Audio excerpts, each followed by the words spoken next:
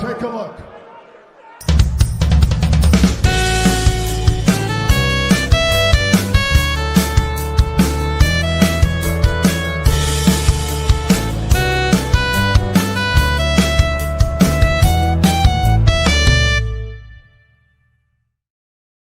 It's May 23rd, 2025. I am at Joel Pearl, thejoelpearl.com on Blue Sky. It is time to get in the weeds. Your fabulous Friday starts now. It's overcast. It's cloudy in the city of Toronto, but it's otherwise nice. The sun's trying to come out, so I can't complain. Yeah, TNA's in town. Oh, God. Jeremy Lambert is here. He's excited for all the wrestling going on this weekend. Let me tell you. Don't lie to the people. No, we lied to Everyone knows that's a lie, Joel. Everyone knows that is a lie. Let them think you love what you do on the wrestling-centric bubble. Let me tell you, I'm feeling okay right now. Good. Not anything to do with wrestling. Are you kidding me? God No, forbid. sir. No. The Oklahoma City Thunder are not disappointing me so far. There's still time. There's still a lot of time left, but I'm feeling way more optimistic than I'd like to let people know, because that's how you get your heart broken. So I can't feel too optimistic, but good vibes last night. Good vibe game last night. As it should be. I'm glad that you're in a good mood. Your pre-misery is a little bit lower. It's delayed. Yeah. It's delayed. It'll start closer to tomorrow. Usually it starts like 24 hours before the game, but I think I can make it through today. Still pretty happy. The pre-misery will probably start at midnight. Okay, that's not too bad. I can take that. I can take the idea of it being a pre-misery later day, but not today. Well, the misery will start at like 8:00 when I got to cover all this wrestling, actually. That's fair. Which shows are you covering tonight?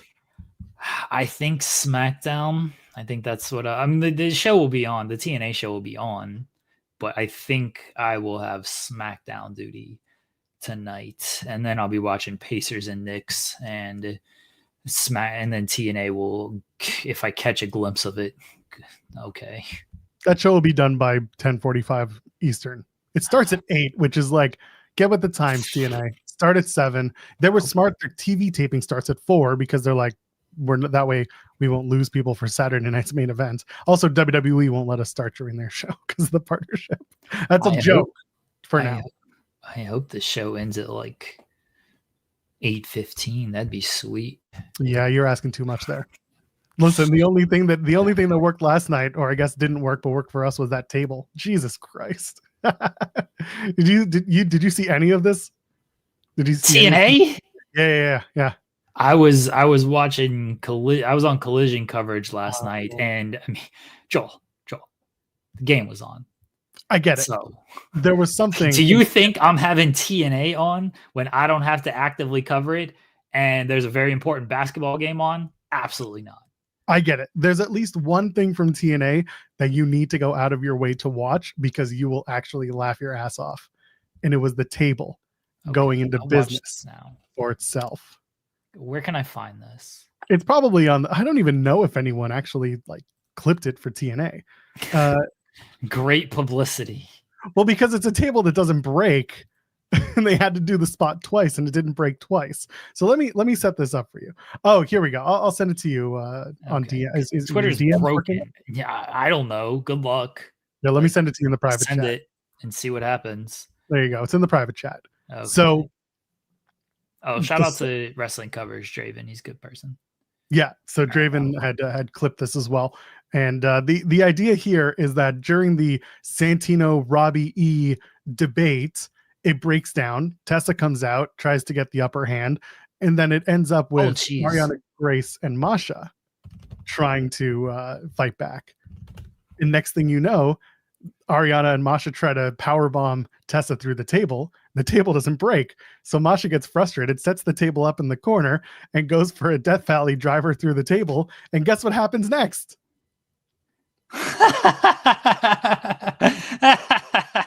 That rules. 2 times. That table does not break. Oh, Masha should have gone for the hat trick there. Come on. She should have. They should have put it on the floor and power bombed her off the apron or something. They should have or gone to the top rope and tried to go for it. That absolutely rules that the table did not break twice on this show on Tessa. All right, that was a good spot. That's the only thing you really need from TNA from last night. When I saw it, Cresta and I just had a field day. It was fantastic. Yeah, that was fantastic. Okay. All right.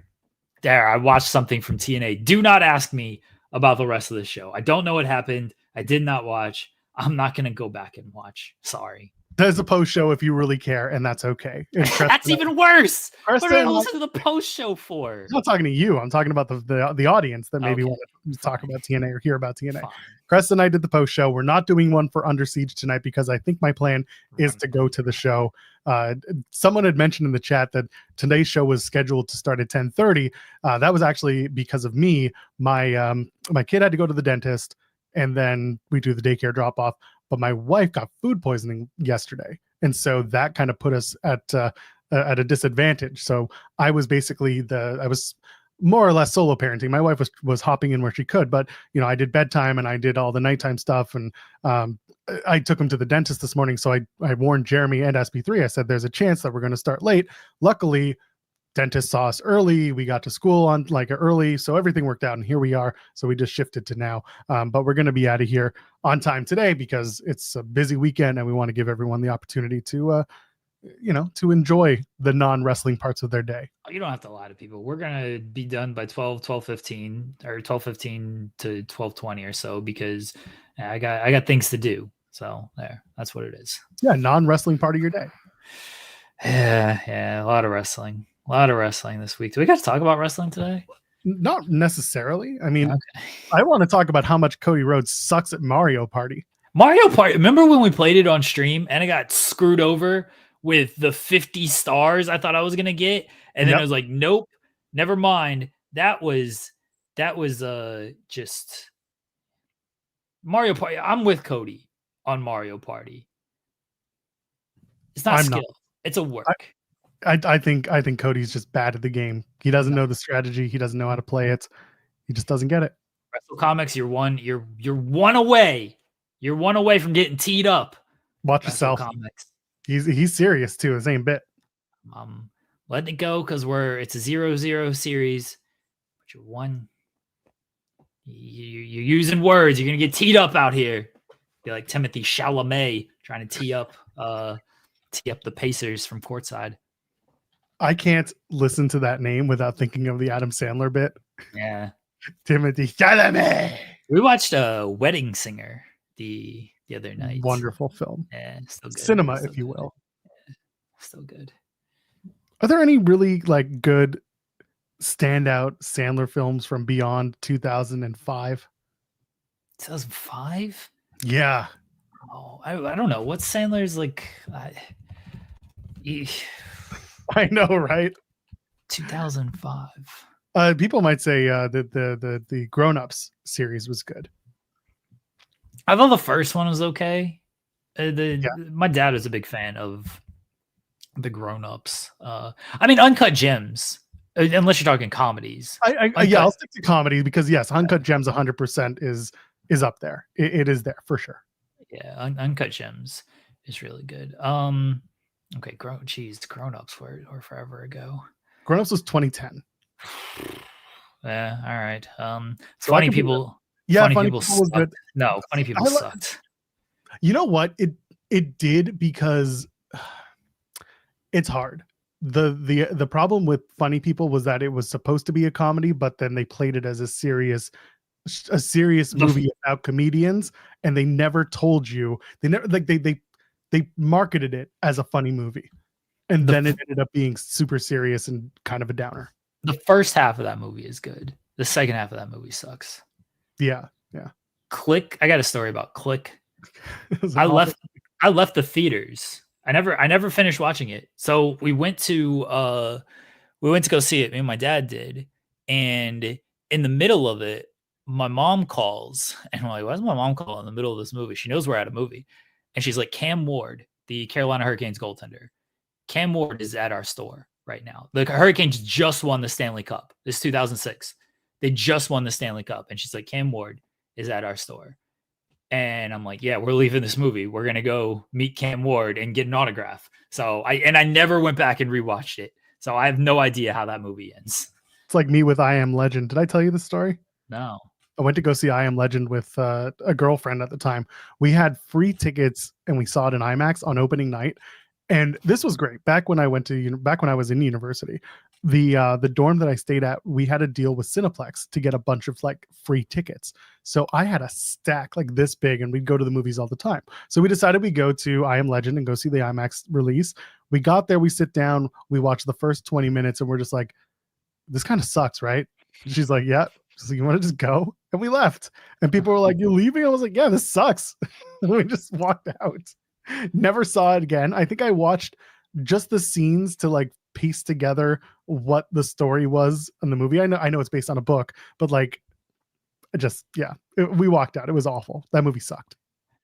I don't think Just Go With It is terrible. That's one of those like you throw on, and like if it's on, you kind of just keep it on. It's not something I'd go out of my way to watch, but I don't think it's terrible. It won 2 Golden Raspberries. Well, yeah. Sandler won worst actor in that movie. I don't think it's terrible. What about That's My Boy? That was that's another one. That's another one where like you throw it on and it's like fine, and you maybe don't turn it off or anything. I like Sandberg as well. So yeah. People said Hustle. Yeah, SP3 and I reviewed. That's not a comedy though. That's the thing. He's when he's doing some serious stuff, he's doing okay. I'm concerned about the Happy Gilmore. I'm concerned. I don't know. I hope it's like at least passable. It feels like when he wants to, he can turn it on. Sandler can do it and do it right. This feels like one of those like it has a franchise behind it, so I gotta do it right. Whereas the other ones, he's just like, oh, I'm just doing this with my friends and we're gonna have a great time. Yeah, bless. Honestly, when you are of that status and you got that much money and you just want to take a vacation with your friends and shoot a movie and make more money, like I respect the hell out of that with Sandler. Yeah, he got a massive Netflix deal. Don't get me wrong. Like, get your money. He's worked very hard enough to get there. It's just, what to expect from the Sandler movies. But when it comes to one where he's rebooting a franchise after so many years, yes, there's money, but I think there's still ego in Sandler's. Like, he's not an egoless person. He's very low ego from all accounts, but like, this is one thing where he's like, I got to get this one right because the rest of them are just kind of, it's just me messing around with my friends. This one means a little bit more. Like, You Are So Not Invited to My Bat Mitzvah was one that I want to watch because they filmed it at a synagogue that I used to go to regularly. So when they announced they were doing the filming there, it became like a huge hullabaloo, and like all these people were like, oh, we're going to meet Sandler. And I'm like, you're not going to meet Sandler, but you're going to see him in the vicinity. Maybe if you got a basketball court, he'll go and, you'll see him playing one-on-one. But other than that, it's just a movie in Toronto being shot that you'll like. So I'll probably go back and watch that one. Yeah, other than that, he just he exists. He just exists. Making movies, making money. Bless him. Paul Blart. He's in that. I mean, but that's not him. That's Kevin James movie. Yeah. By all accounts, Sandler's like a good dude as well. I ran over me. Yeah, that was where people that and the Punch Drunk Love were like, what is Adam Sandler doing? Why is he doing these not comedy movies? It's a good movie that maybe people do or don't like, but I used to watch it all the time. Bulletproof with him and Wayne's. That's one that it's another one that my dad just had on all the time. It was Damon Wayans. I was trying to think which Wayne's brother it was. I'm pretty sure it's Damon. Yeah, Bulletproof was another one that I always enjoyed. That was pre 2005 though. You know what movie sucked? You know what was terrible? Which one? So, when Sandler hit like his peak with everything, Billy Madison, Happy Gilmore, and all of this stuff, like that's when I was like, I was old enough by that point to watch these movies and stuff. So I was like, oh, Adam Sandler's like a genius. He rules. Airheads was probably the first Sandler movie that I saw. Best movie. I was like, Adam Sandler rules. So I go to Blockbuster and I was like, Adam Sandler Overboard, Going Overboard. That movie's god awful. It's like his first big like movie. It's terrible. I was like, this is terrible. What this isn't funny at all. Oh, this is his first one. Yeah. He plays a Shecky Moskowitz, the most Yeah, Jewish. it was awful. I remember being so excited because yeah, I'd watch Billy Madison, Happy Gilmore, Airheads, all this stuff. It's like Adam Sandler, yeah, Bulletproof. So I go and I was so excited and I put this in, and I don't know if I finished it honestly. Like I got like half an hour into it. I was like, this movie just sucks. Like it's not funny at all. And I'm like 10, mind you. Like I think everything's funny at this point, and this movie just sucked. Starring Adam Sandler in his film debut, Burt Young, Alan Covert, Billy Zane, Terry Moore, Milton Berle, and Billy Bob Thornton has a small role. Released in October 1989. My God. Yeah, it sucked. He's a struggling comedian working on a cruise ship. Yeah, that's immediately. I already know I'm going to hate this, and I've worked on cruise ships. Yeah, it wasn't good. Don't go see that, everybody, or do if you just want to. Oh, the chairman of the board. Ironically,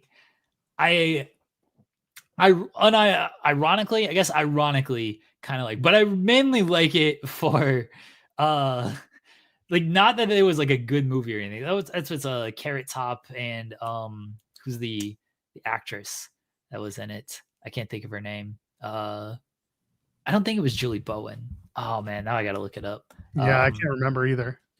But the bit with Norm Macdonald and he's on Conan with the actress. Oh, yeah. I know everyone knows what I'm talking about. Courtney Thorne Smith, that's her name. Courtney Thorne Smith. Sorry, I knew it wasn't Julie Bowen because I know that's Billy or Happy Gilmore. Courtney Thorne Smith, but the bit with Norm Macdonald just roasting this film is absolutely hilarious. And Conan's trying to stop it, but Norm just keeps adding up to it. Yeah. And Conan sells it so well. If you haven't seen this segment, it's very funny. Yeah. Oh, God. Yeah, we got on this tangent mostly because we don't want to talk about wrestling. Let's talk about wrestling. We do have a lot of wrestling to talk about, sadly. So that's true. Well, once again, Cody Rhodes sucks at Mario Party. That's really the takeaway. Thumbs up, everybody. Oh my God, we're 17 minutes in. Leave a thumbs up on the video. If you haven't already, this is what you get. We're here 5 days a week, Monday through Friday, 10 a.m. Eastern, talking about literally everything plus a little bit of wrestling. SP3 joins Tuesdays and Thursdays. I'm here Monday, Wednesdays, and Fridays. Jeremy is a psychopath, so he's here 5 days a week. Maybe one day we'll have a weekend edition of this show, and we'll put, I don't know. Not be on it. We'll put Steve Macklin to work. Macklin and me. We've already got the show name and everything. That's right. Better Than Busted Open is absolutely what we are.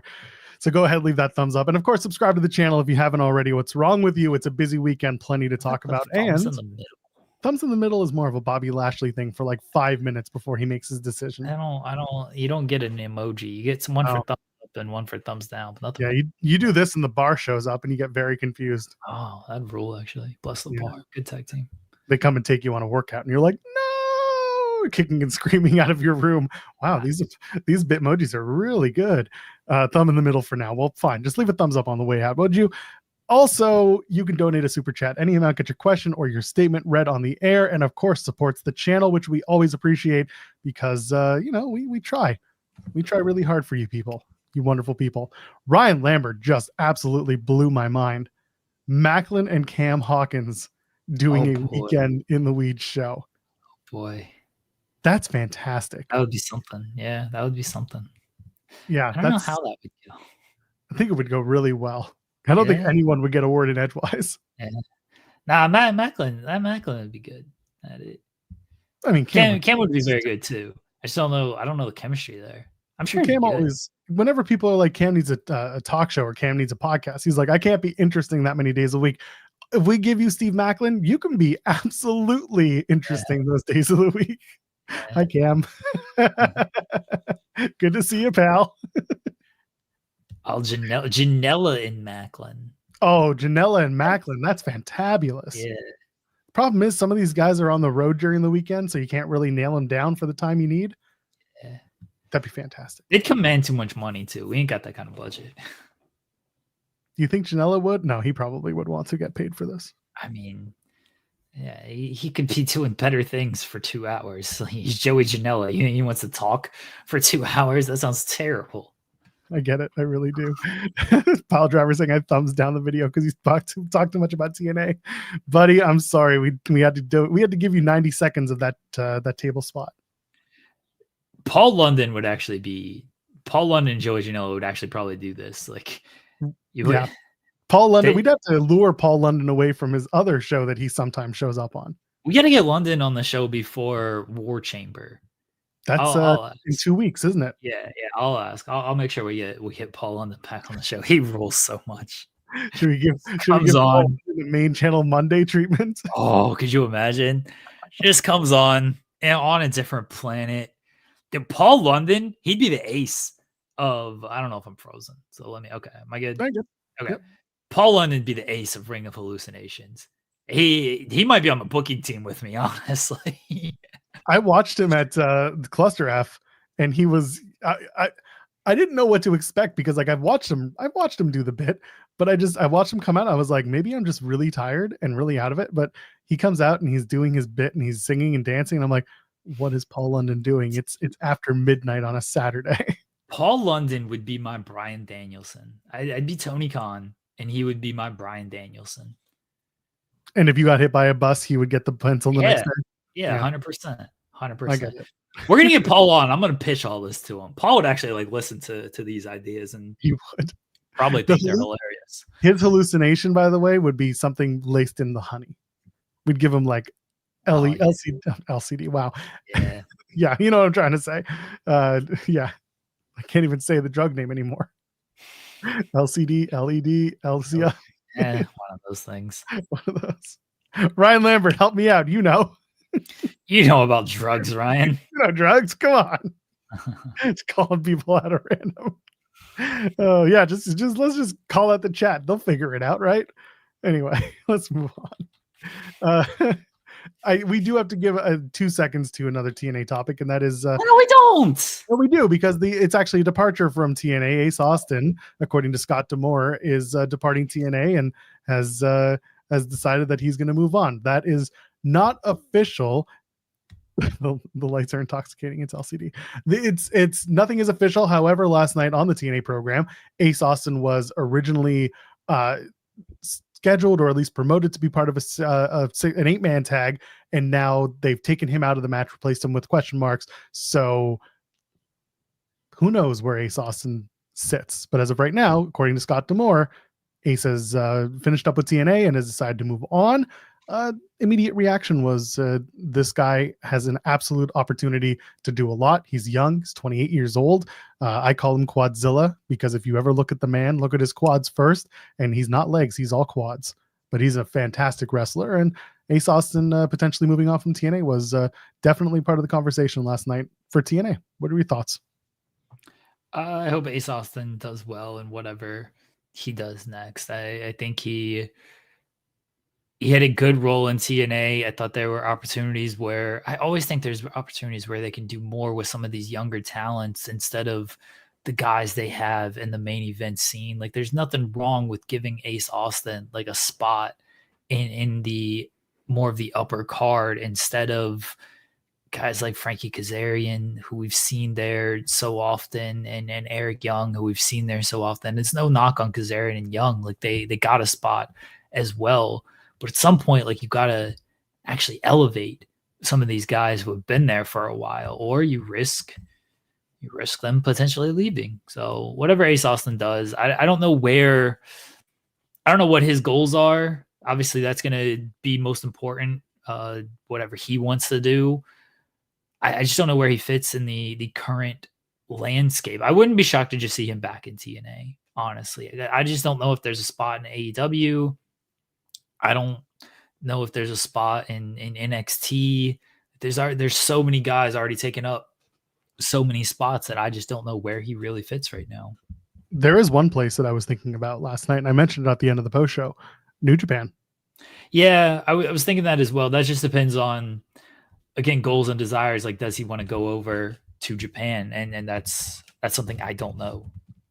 So he and his partner are both working, well, at least one's still working in TNA at this point, and they usually work together in other indies as well. I don't know what's going on with that side of things, but with Ace, yeah, like you said, there was kind of an expectation that his singles career would begin to flourish in TNA given the circumstances of Chris Bay's injury. And a lot of people rallied behind the idea of giving Ace that opportunity in the wake of, a tragic injury. So they didn't take advantage. Clearly they tried, but they didn't pull the trigger. And instead we're kind of stuck where we are. Once the Fightful reporting came out that he was in discussion with TNA and that TNA wanted to keep Ace Austin, it seems like they just couldn't find whatever terms they needed. And what Ace wants out of his career, I mean, most wrestlers want to have some form of success. Most wrestlers want to get a platform, want to grow, want to experience more. And maybe that just wasn't on the table in Austin's mind. And he decided that this is a crossroads. But like you said, there's a possibility that he shows up again in TNA and just does a PPA deal. And like Alan Angels would do, he was on a deal and then he left and then he was getting just PPA. He was getting paid per appearance and that was good enough. You could do that with Ace and he can continue doing what he's been doing the rest of the time. Easy as that. Yeah. I hope Ace, finds a spot, finds somewhere that he's can flourish and is happy. And again, I wouldn't be shocked if it's back in TNA. He's going to go to Maple Leaf Pro. He's going to become their Ace. I assume he will have dates for Maple Leaf Pro. Like I don't think that's too far fetched, honestly. Given who was writing that announcement or report, D'Amore broke the news. Yeah, D'Amore may as well have just said, by the way, July the 7th in Montreal, you'll see Ace Austin or whenever their next MLP show is. He's gonna face PCO in the main event. Yeah, so best to Ace Austin. Again, he's great. He's very talented. I do wonder, again, there's that part of me that what happens if and when Chris comes back to work and decides that wrestling is something he can do again. I always wonder what happens to the other side of a tag team like that. So maybe they get back together at one point and maybe it happens outside of TNA or it happens inside of TNA. But right now the focus for Chris Bay is being able to have a regular functioning livelihood. And then wrestling is something that, comes later on in life. Yeah. And Ace can go and do whatever. Meanwhile, Scott D'Amore wanted to sign CM Punk. The worst kept secret in wrestling. And Punk was apparently very cordial, very gentlemanly. Scott D'Amore put him over and said, we tried. We tried and we couldn't come to terms, or at least we couldn't, we didn't get there, but called it the worst kept secret in wrestling because everyone did report on it. What would a Punk TNA partnership what do you think that would have looked like? I feel like we talked about it, but we never really went, because there's no reason to talk about it. It was never going to happen. What if it had happened? But it wasn't. What if it had? We were deprived of a PCO versus CM Punk feud. Ryan Lambert's got it. He's right. Punk and Eddie Edwards. Actually, that would have been a really good match. People sleep on Edward Edwards. He's very good. Punk and Josh Alexander at the time. Punk and Steve Macklin. Punk and the Good Brothers teaming up. Punk leading Aces and Eights 2025. What would they have called it? Aces and Punks? Punks and Spades? Diamonds and Punks. Joe Hendry and CM Punk singing together in the middle of the ring. Yeah, Joe Hendry, CM Punk. CM Punk versus Black Tortoise. That's the match. That's the match. Look at this. These people are giving you ideas, Jeremy, and you're sitting here stonewalling because you're like, I don't want to give any credence to something that never would have happened. Fantasy book. Have some fun with it. Punk and Masha Slamovich. We have had way too much TNA talk on this show. Aces of Steel. I don't hate all of these ideas. That's right. I'm a fan of terrible ideas, and some of these ideas are god awful. But what are we doing? Too much TNA talk. Would you rather talk about AEW? I know you talked about it yesterday. At least I watched that show last night. I did not. I was covering TNA, so Yeah, Punk doing the pre-show with David LaGreca. That's the moment right there. Yeah. All right, AEW Collision was last night. They added some matches to the card. They added the countdown match, the tag match that SP3 had alluded to. You're gonna have Anna Jay teaming up with Harley Cameron to take on Megan Bayne and Penelope Ford. That felt like something that was gonna happen. I don't mind it being on the buy-in, and it's definitely giving more credence to the women's tag title talk. I know Sean asked about that in the media call, and Tony Khan said, "Yeah, I'm thinking about it. Yeah, I like the idea." I wish the follow-up question had been like, "Will you get rid of the 20 other women's title belts you have at the same time?" Those media calls just become more and more frustrating because there's no good answers. That was the only like newsworthy thing, and even that was Tony's answer to every single thing that gets suggested to him. You could suggest to Tony Khan, "Hey Tony, have you ever thought about putting the title on Ricky Starks even though he doesn't work there anymore?" He'd be like, "Oh, that's an interesting idea. I might have to take that in consideration. Maybe that might work out." Sorry, can you Every vamp for single 2 minutes? I'm gonna be right back. I Yes, I just can vamp because I'm yes. gonna friggin' talk about these media calls Good, that good, good. annoy Yeah. me. All right, go away, Joel. Hush. You don't get any good answers out of these things. Everything's great. Everything's tremendous. Yeah, we're thinking about doing that. Yeah, that's an interesting idea. There's not a good answer out of this. People sort of asked about Triller. They asked about pay-per-view distribution. And it was like, we have great partners with Amazon. We're now on Amazon. We have great partners on pay-per-view. You can watch the show on pay-per-view. Triller is great with AEW Plus for our international fans. That's all it is. I know people like to give me credit for that. Was very funny with Tony calling you Seahawk, Cam. That was actually very funny. People like to, oh, Jeremy's Tony Khan impression is very good. Yeah, because I listened to so much. I've fooled Sean with it before. Sean's like, "Did Tony say that?" I was like, "No, that was just me making things up." He's like, "Oh, that sounded very much what Tony." Yeah, because I've listened to so much Tony Khan over the years. Yeah, it's really not that hard. It's not, but I've listened to so much Tony Khan. Those media calls are just not interesting. It's an hour of almost nothing. And the press conferences have gotten the same way in both companies.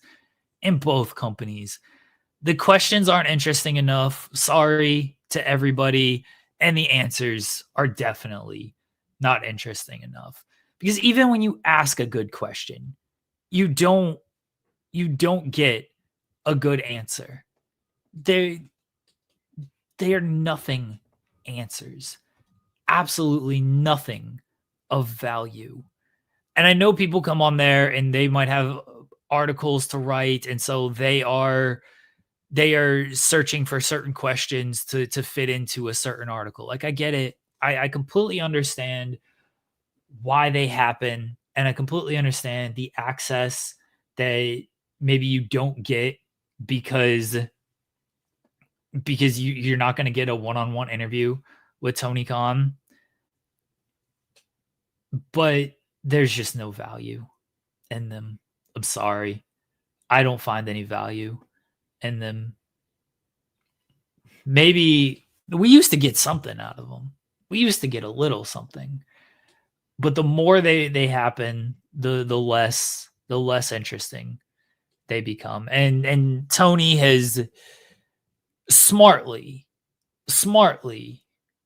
been talked to or coached or whatever it might be of, hey, like, this is the answers you gotta give. It's smart from PR perspective. It sucks for someone like me who I like when these things are interesting, and I like when I know I say I don't like watching wrestling. I know I say when I don't like working and everything. That's kind of a lie. All right. I'll let y'all in on a secret. Kind of a lie. I don't mind working. I enjoy what I do. I think I'm very good at what I do. I probably undersell myself because I don't think I'm that good, but I think I'm good. I don't want to sit there for an hour and have my time wasted. That's worse. That is worse than actually working. I would much rather write 5 articles out of these things than sit there for an hour and get one. Because then I feel like I've just wasted an hour. And I'd rather actually be doing work. Hello, Joel. How you feel? A little better? I hate these media calls, man. They're just so draining. So draining. They are. Participating in them is also draining. Sorry to say it. They're just Shawn actually does Shawn Michaels does a good job with the media calls and people seem to ask Shawn better questions. I don't know what it is. Maybe they feel more comfortable asking Shawn various questions. Again, don't know what it is. It honestly feels like people know they're not getting anything out of Tony, and so they don't even bother to try to get anything, and that makes it worse too. Yeah, I mean, every time I've sat in these, I've been like, all right, are we going to get something or are we not? And unfortunately, a lot of the times we don't. The expectation is good question. And then we dance around, we do a dance, we sit down and we say, where do we go? And the answer is nowhere. We stood in a line and that was it. Anyway, got a great pay-per-view this weekend. It is a very good show on paper. On paper and pay-per-view. It does look like a good show. Like I said, I did not get to see Collision. I'll probably go back and watch it sometime in the next little bit, or not. Honestly, let's be honest here. There's AEW enough. hater Joel Pearl not even watching the Go Home show for Double or Nothing. I read the spoilers when they came out before everyone else, and that was it. Good enough for me. I was happy enough with that. But the card for the actual show looks good. Like I mentioned, they added the women's tag to the buy-in, and then they added the Paragon Don Callis family match as well to the main show for people who were a little nervous about Adam Cole's situation. If he's healthy, if he's hurt, turns out he's in this match, so that's good news. At least it's something to look forward to. And yeah, the card looks good. Some people were definitely talking about the Anarchy in the Arena stuff. I know you and SP3 talked about Gabe Kidd's omission from the official card. Although, I'm going to add one reason why you wouldn't put him on the poster. And it's not going to be the strongest argument, but it's one you can actually use. He is a New Japan contracted wrestler. He's not supposed to be here. Why are we going to put him on our match card? That's honestly one of the only things that you can get away with and use it like that. But otherwise, it's hard to do it when you've promoted him as the big special guest, because he did the thing at spring break and he was part of last night's Wednesday night's beat down.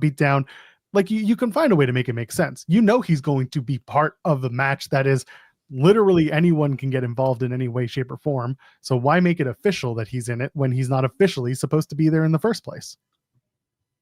Okay. All right. I think that it's setting up for a return. And if they don't have a return, then I'm unsure of what the point of Gabe Kidd coming in is, outside of Gabe Kidd's just cool to have around. You're saying he's a hired gun by Mox and not AEW and everything. I get that, but if Mox wanted him as part of the match, he'd be part of the match and he'd be on the poster.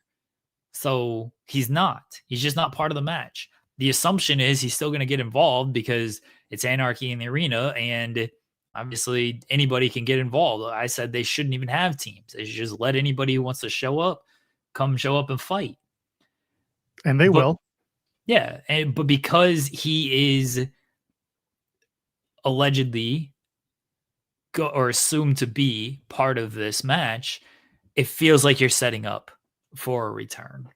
Maybe the expectation is too high and maybe people shouldn't expect that, but I don't know why you're bringing him in this spot if that's what you're not doing. Yeah, Chris Statlander might get involved as well. Like I'm a little more pessimistic on her getting involved, but I could see it happen. I think this all turns into Gabe helps Mox and the Riders win Anarchy in the arena. We go to Gabe Kidd and Kenny Omega, possibly at Forbidden Door if they don't do the Will Osprey story that Sean's been, yelling from the windows. Because Gabe Kidd and Kenny Omega still have their thing. Gabe is still trying to get after Kenny. He did it on Wednesday. So you could do Kenny versus Gabe for the AEW International Championship or whatever they're going to call the title that Kenny and Kazuchika Okada, work for at the All In show. You could do something like that at the Forbidden Door show, Kenny versus Gabe. And then you might have in July, we'll have the big blood and guts match. And that's where Kenny's team or whoever the baby faces are beat the Death Riders, captained by Darby Allin, to get us all the way to All Out, where Darby Allin wins the title. In Toronto, baby. Going all the way to September with the Death Rider story. People would not be happy about that. Late September. People would not be happy about that. Isn't Darby still on a mountain? Well, on Fightful Select, it was kind of told to Sean that it wouldn't be an impossibility that Darby shows up. So what that means will be completely up to Darby's situation on a mountain. We don't know how long it'll take for him to get down. We don't know what his situation is. Matthew saying Joel's pitching this so AEW folds. I'm not. I think there is still a large group of people who are big fans of Darby, and I think that Darby climbing Everest and quote planting the AEW flag, that's going to make a lot of AEW sickos real happy. And I think that's going to make a lot of people want to fly the flag of AEW in the face of the Moxley character who doesn't, because he shows zero interest in AEW. He wants to burn AEW to the ground. I do love Gabe Kidd because we both mutually hate AEW, though. That's great. I would love to do an interview with Gabe where he and I just bury AEW for 15 minutes. And then we look at each other and we're like, you're not so bad. And I'll be like, I was scared of you, but it turns out we have a lot in common. Gabe Kidd and we just become best pals. Yeah, that would actually be good. But yeah, keep this moment in mind. If this is how it all plays out, I'll take a victory lap. I don't know if it will. Don't know, but it's just going to be, it's just something that I could see happening. Gabe and Kenny, Death Riders win because of Gabe at Anarchy in the arena. And Darby captains Blood and Guts, gets the win for his team to go on to All Out in September. So because this isn't the main event now, as much as I think they should be setting up a return, and Gabe Kidd's involvement would seem to set up a return, that also feels like that would be a main event spot. Like an Eddie Kingston return, a Darby Allin return feels like a show closer. And it's not going to be the show closer. What if Anarchy in the arena ends, the match ends 1, 2, 3 or whatever, tap out, finish, submission, whatever, but the fight doesn't finish? If there's one thing that AEW will continue, not even AEW, but anyone who's doing like a hot angle with a fight, it's that just because the fight finished in the ring doesn't mean the fight finishes backstage. The Young Bucks segment that started the brawl, which by the way, hokey as hell, but that's just the Young Bucks at this point. We said no one would get our hands on us and no one did. So look at us. Ha ha ha. And we're like, just get your asses kicked. But anyway, I digress. It was funny because it's the Bucks, but at the same time, I'm like, all right, the Bucks are just being the Bucks. So if that is how they go back to fighting during the show, you can have and I don't know how much I love what I'm about to say. You can have the Osprey Hangman match and the winner wins, but then an angle plays out where the Death Riders, who are going after Osprey and Hangman, get back into it and they all start fighting again. And that's how you go off the air. It's a major melee because the winner of the Owen tournament is going to go after Moxley. And we've already said on Wednesday that the loser is going to have the winners back. Hangman and Osprey both basically said to each other, I got your back against Mox. Whoever wins, we're doing it for the betterment of AEW. So there is a bit of a story that you can continue there coming out of Anarchy in the Arena and more fighting to come. They have each other's back until Hangman loses and just breaks again. Part of me was like, he just joins the Elite again. Joins the Death Riders. The Death Elite. The Death Elite. The Elite Death Riders. I think they've been called like the Elite Riders, but sure. Yeah, like Richard saying in the chat, technically the match started on Wednesday. Like you could make that argument. It's a fight. Like it's a no holds barred fight, just because it should occur throughout the night. And it should end before Osprey and Hangman have their match. But then it should pick up again after Osprey and Hangman finish their match. Because again, the story here is that Osprey and Hangman are both going after the Death Riders and the AEW World Title. So they just jump right into it because that's what you do going into All Out, or going on to All In, I should say. I got a better idea. Alrighty. All right. So you do the Anarchy in the Arena match. The Death Elite win. Sorry, everybody. Gabe Kidd helps. Nobody returns in the match. Nobody returns. You do the main event. Osprey Hangman wins. Who cares? Doesn't really matter. Jon Moxley comes out. He stands at the top of the ramp. He's there. He's going to confront the winner. And the lights go down, right? And a voicemail plays. and it's Darby Allin. Hey, Jon Moxley, I'm coming down this mountain and I'm coming back to kick your ass. See you on Wednesday, bitch. And that's how the show goes off the air. And then we go to our post-show press conference where Tony Storm says, I'm old, I'm tired, and I work with fucking children.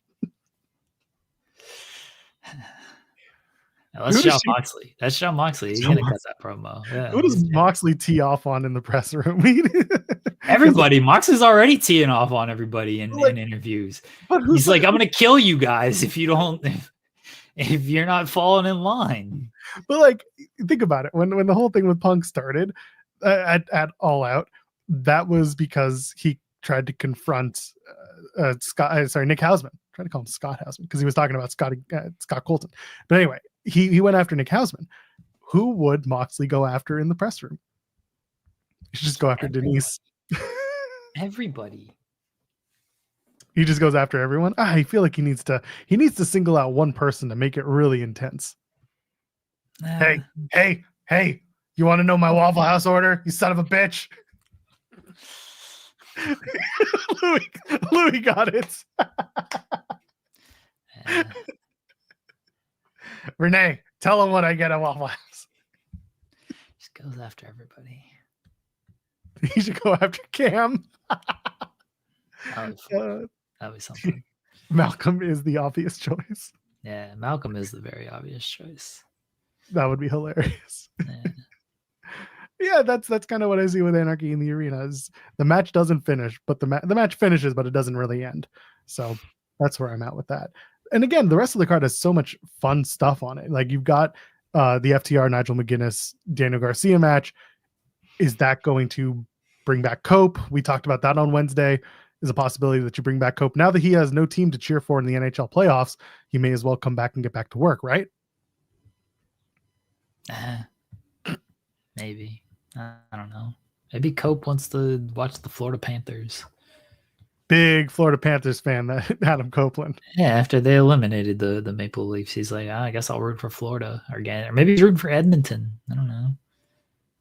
I don't think he's rooting for Edmonton, especially now. I don't watch that. He's a big Carolina Hurricanes fan. That's unfortunate. I don't watch that sport. I hear you.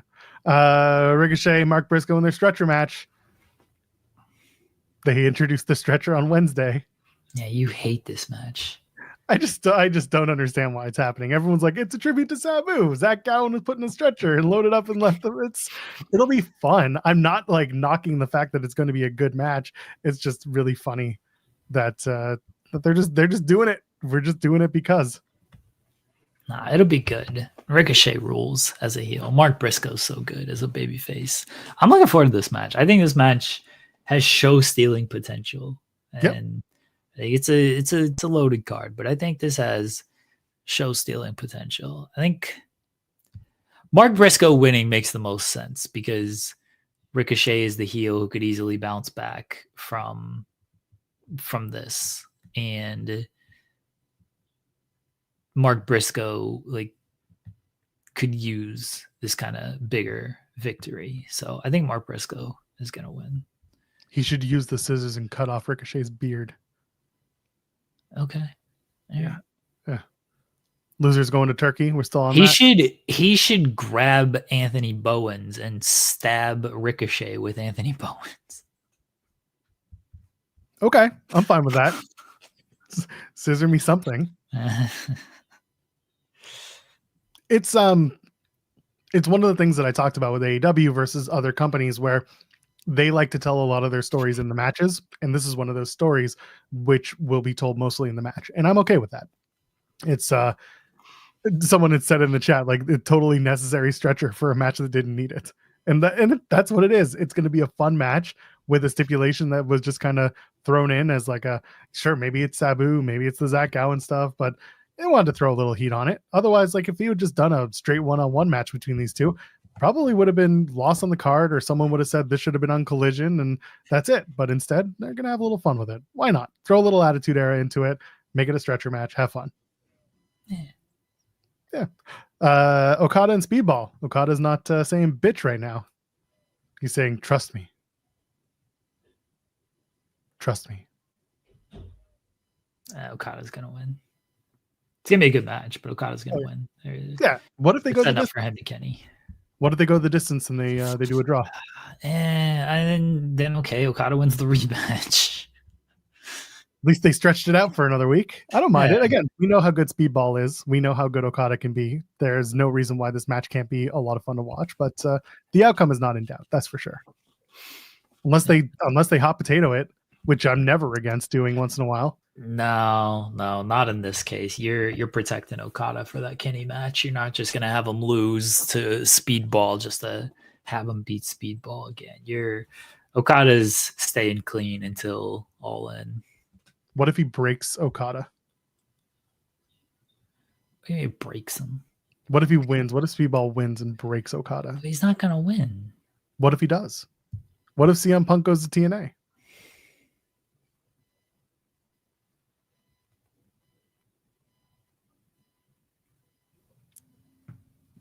Could be. You never know.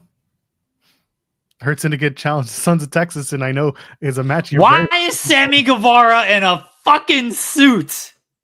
I said it. That's what I want to know. I said it in the chat. There was a point where they were wearing the opposite face paint, and at least that showed some sort of like tag team synergy. Yeah. But now it's just like Dustin comes out in his gear and his face half painted, and he gets lost in his own words. And then Sammy's like full suit wearing his belt, being like, I'm a grown up because I have a child now. Buddy, I haven't worn a suit for work in years, except for Media Day for Mania. That was different. Sammy, stop wearing the suit. Dress to your tag team's profile. Or alternatively, Dustin, start wearing a suit. That feels bad. Don't do that. No. Sammy, stop wearing the suit. Maybe Sammy's gonna join the Hurt Syndicate. I mean, maybe it's foreshadowing because he's wearing the suit. I thought about that, and that sounds terrible too. He should act like he was going to, like he thinks he's joining the Hurt Syndicate, but then he gets his ass beat as well. Oh, I won't wear a suit for any TNA star. I know that the Joe Hendry one, I'm wearing a jacket. I'm actually doing it as a bit of a tongue-in-cheek thing, but Hendry ruined it for me. Yeah, and Jeremy knows the bit. Yeah, bury Joe Hendry. Yeah, the for those who don't know, the bit was I was trying to match what Hendry usually wears for his media day, but because he was in day 2 of media day, he was wearing his gray attire instead of he's a don't say it, Joel. Don't say it, Joel. He's just like No Mercy, where you get the alternate attires when you press left or right. He's basically going between alternate attire 1, alternate attire 2 for interview, or you get like Joe Hendry interview with the blue shirt and the white pants, or like Joe Hendry gear. I was trying to match what I thought he would be wearing, and he was wearing interview style number 2, and I just didn't get there. Anyway, the point is I don't wear suits for anyone except for big media day opportunities. Not even for you, Steve Macklin, host of the weekend show here on Fightful, Macklin and me. The Hurt Syndicate should win this match in 2 seconds. That's it. They should. What will MJF do in this match? It's going to be a 2-second match. He's going to stand there. It's not going to do anything. He's going to laugh as Sammy Guevara taps out in 2 seconds. He's going to be blowing a whistle thinking he's Fonzie. That's it. That'd actually be funny if he did that. I did like him with his hat and his suit, and like he doesn't like wear his hat like fully on his head. It's like propped up. I did like that. So stupid. No, it's good though. It's good stuff. It's good stuff. What's annoying is that the story is somewhat entertaining, but having to do this tag match as a side quest just makes it wholly frustrating. Because we're sitting here like, this is, like, oh, it's the Max stuff and he's doing this, but because Sons of Texas get involved, it's like, why are we doing this? What is the point of this? This is not good. Stop it. Yeah, it's just weird. You just gotta give him that. Yeah, the Lashley Instagram post where he sees Max on the plane, he's got the hat on and he's just like super stoked and doing the fingers. It's very stupid. Max knows how to play this game. He's fun. He's good in these like silly bits. I much prefer him, when he's doing the stuff with Adam Cole. Like I much prefer him doing this kind of stuff than let me take the lowest hanging fruit and talk about it. Like he's much more entertaining in this setting. Like he's still good when he's like a despicable heel, but I just can't always take those promos where it's like, all right, talk about his drug addiction. Okay, talk about his mom who killed herself or whatever you're gonna talk about. But like, I did the stuff where he's just like a goofy like sidekick is much more entertaining to me. Just come out and jump around and wear the face paint. That's it. Oh man, Timeless Tony Storm, Mina Shirakawa for the AEW Women's World Championship. I feel like the outcome is not in doubt, but of course, the big question among a lot of people's minds is this the return of Mariah May or nope? Is this just a match? It could be. It could be the return of Mariah May. We'll see. Watch the pay-per-view. It's going to be a great show. I will be watching it on Triller, but for how long? I don't know if if Mariah May is going to return here. This might be a Thekla appearance coming in because they keep doing the spider. Do And you think Thekla right at the top? Yeah, they like doing that stuff. They do. That's actually a very good point. They do like and like with Mariah May, obviously people are going to lean towards that because it's Tony and Mina. But we just saw all of this. Like I need something else from Mariah May. And not to say like she doesn't fit. Obviously she fits in the story. But how are you just gonna go kind of right back to that? It'd have to be with Mina because Mariah's got Tony has got to load up for the winner of Mercedes and Jamie Hayter. So it'd have to be something with Mariah and Mina coming out of this, because I don't think you go back to Mariah and Tony and have Mariah lose again. No, Mariah comes back with Camille. That would actually be hilarious. Oh man, I'd love to see that. Just for no other reason other than it's just two tallish blonde women that just come down in their boots and matching colors, and that'll be that. That would actually be hilarious if it's Mariah and Camille. I don't know where Thekla fits in debut wise, because like you said, typically it is we'll bring you in at the top, you'll have your title match, and then you'll be wherever you fit in is where you end up. I don't know what the expectation is. I don't know what the hope is for Thekla, but slotting her at the top is pretty par for the course. I wish they would get away from that just to get it. And so Henry mentions Thekla in Anarchy in the Arena, and I actually like the idea of her joining Death Riders. Oh, okay. Her and Marina. Now that's the other thing too. You gotta deal with the fact that Marina's there, and there are very few women. There are very few. What am I thinking of? Factions with multiple women in it. So I don't want them to jump out Marina Shafir either, because I think Marina fits perfectly with Death Riders as it is. Thekla being just an extra is an opportunity, but it's not perfect. It's not maybe the right fit. Yeah. All right. That's I don't mind that. I don't know what's gonna happen. Maybe Tekla comes out during the buy-in and after the Bane and Penelope Anna Jay match. Okay. I like that. Oh, it's heckling the Don Callis family. It's not a bad idea. Okay. All right. They could use someone different. Not just a woman, but just someone who is different, maybe on the Takeshita level, but yeah, I don't know. I can see it. Yeah. More women in factions is a good shout. That's something that I've been thinking of. We'll see. And her showing up at the buy-in actually doesn't hurt at all because it's a free show. Yeah, that's why I think you could possibly do it there.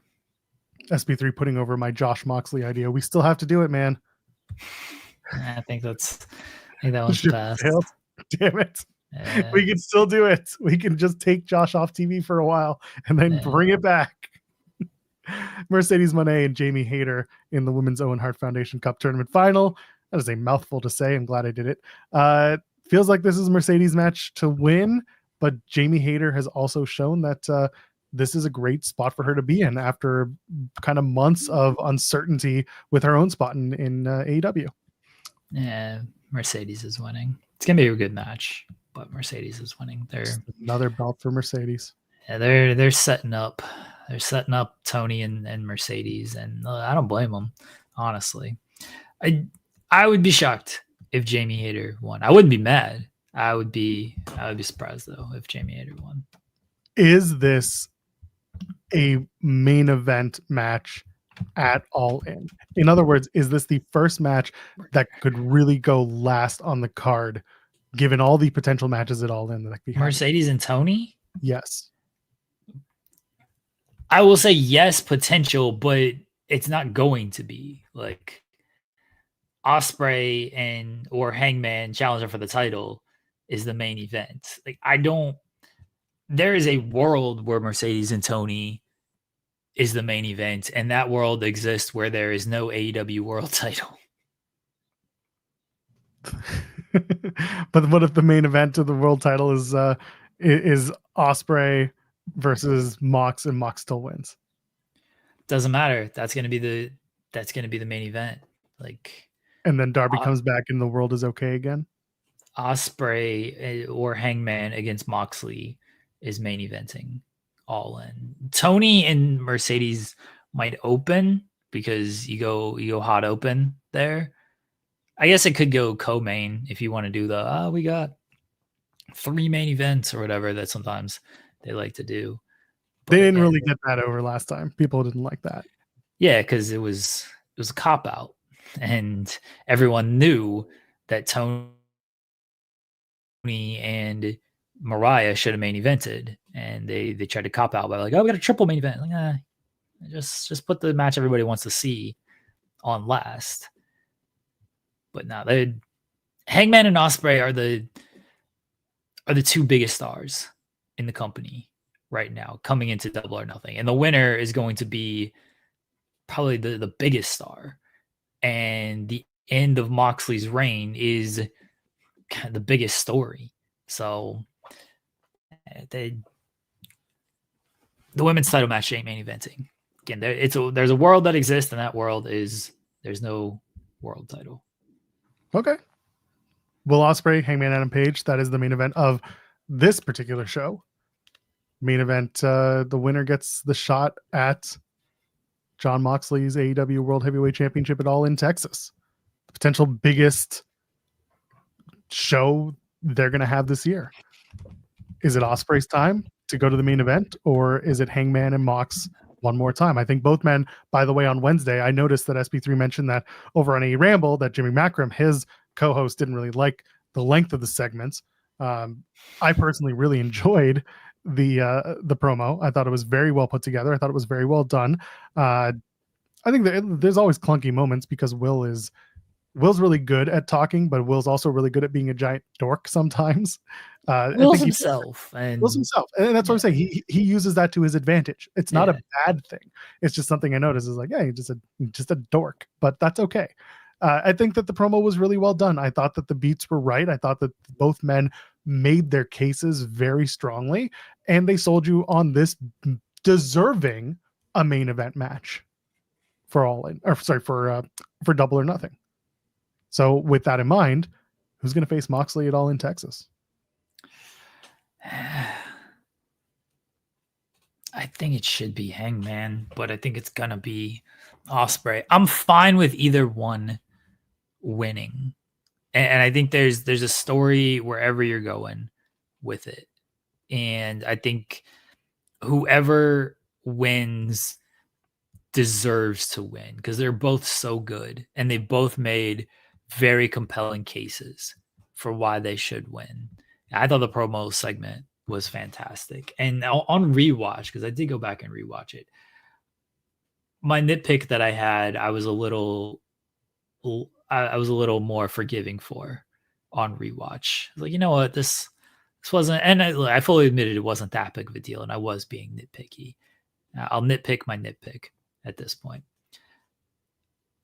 But I thought they were both so good in this segment, and I'm fine with either guy winning.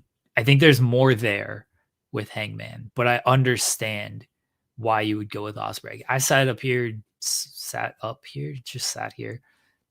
last year and said, you got to make Osprey the guy sooner rather than later. I understood they didn't do it because Swerve was just at the start of his reign, but Osprey's momentum has not really slowed since last year. And sometimes you just got to go with the hottest guy in the company. And right now, every time that music hits, like, it feels like it's Will Osprey is the hottest guy in the company. Like, I think it's gonna be Osprey. My personal taste is Hangman, but I got no problem with Will Osprey, none at all. It really is an even Steven affair, which is why this deserves to be in the main event. There's doubt on both sides as to who can win. I like that Osprey brings up the fact that he can't beat Moxley. I like the fact that he brings up that Hangman has beaten Moxley.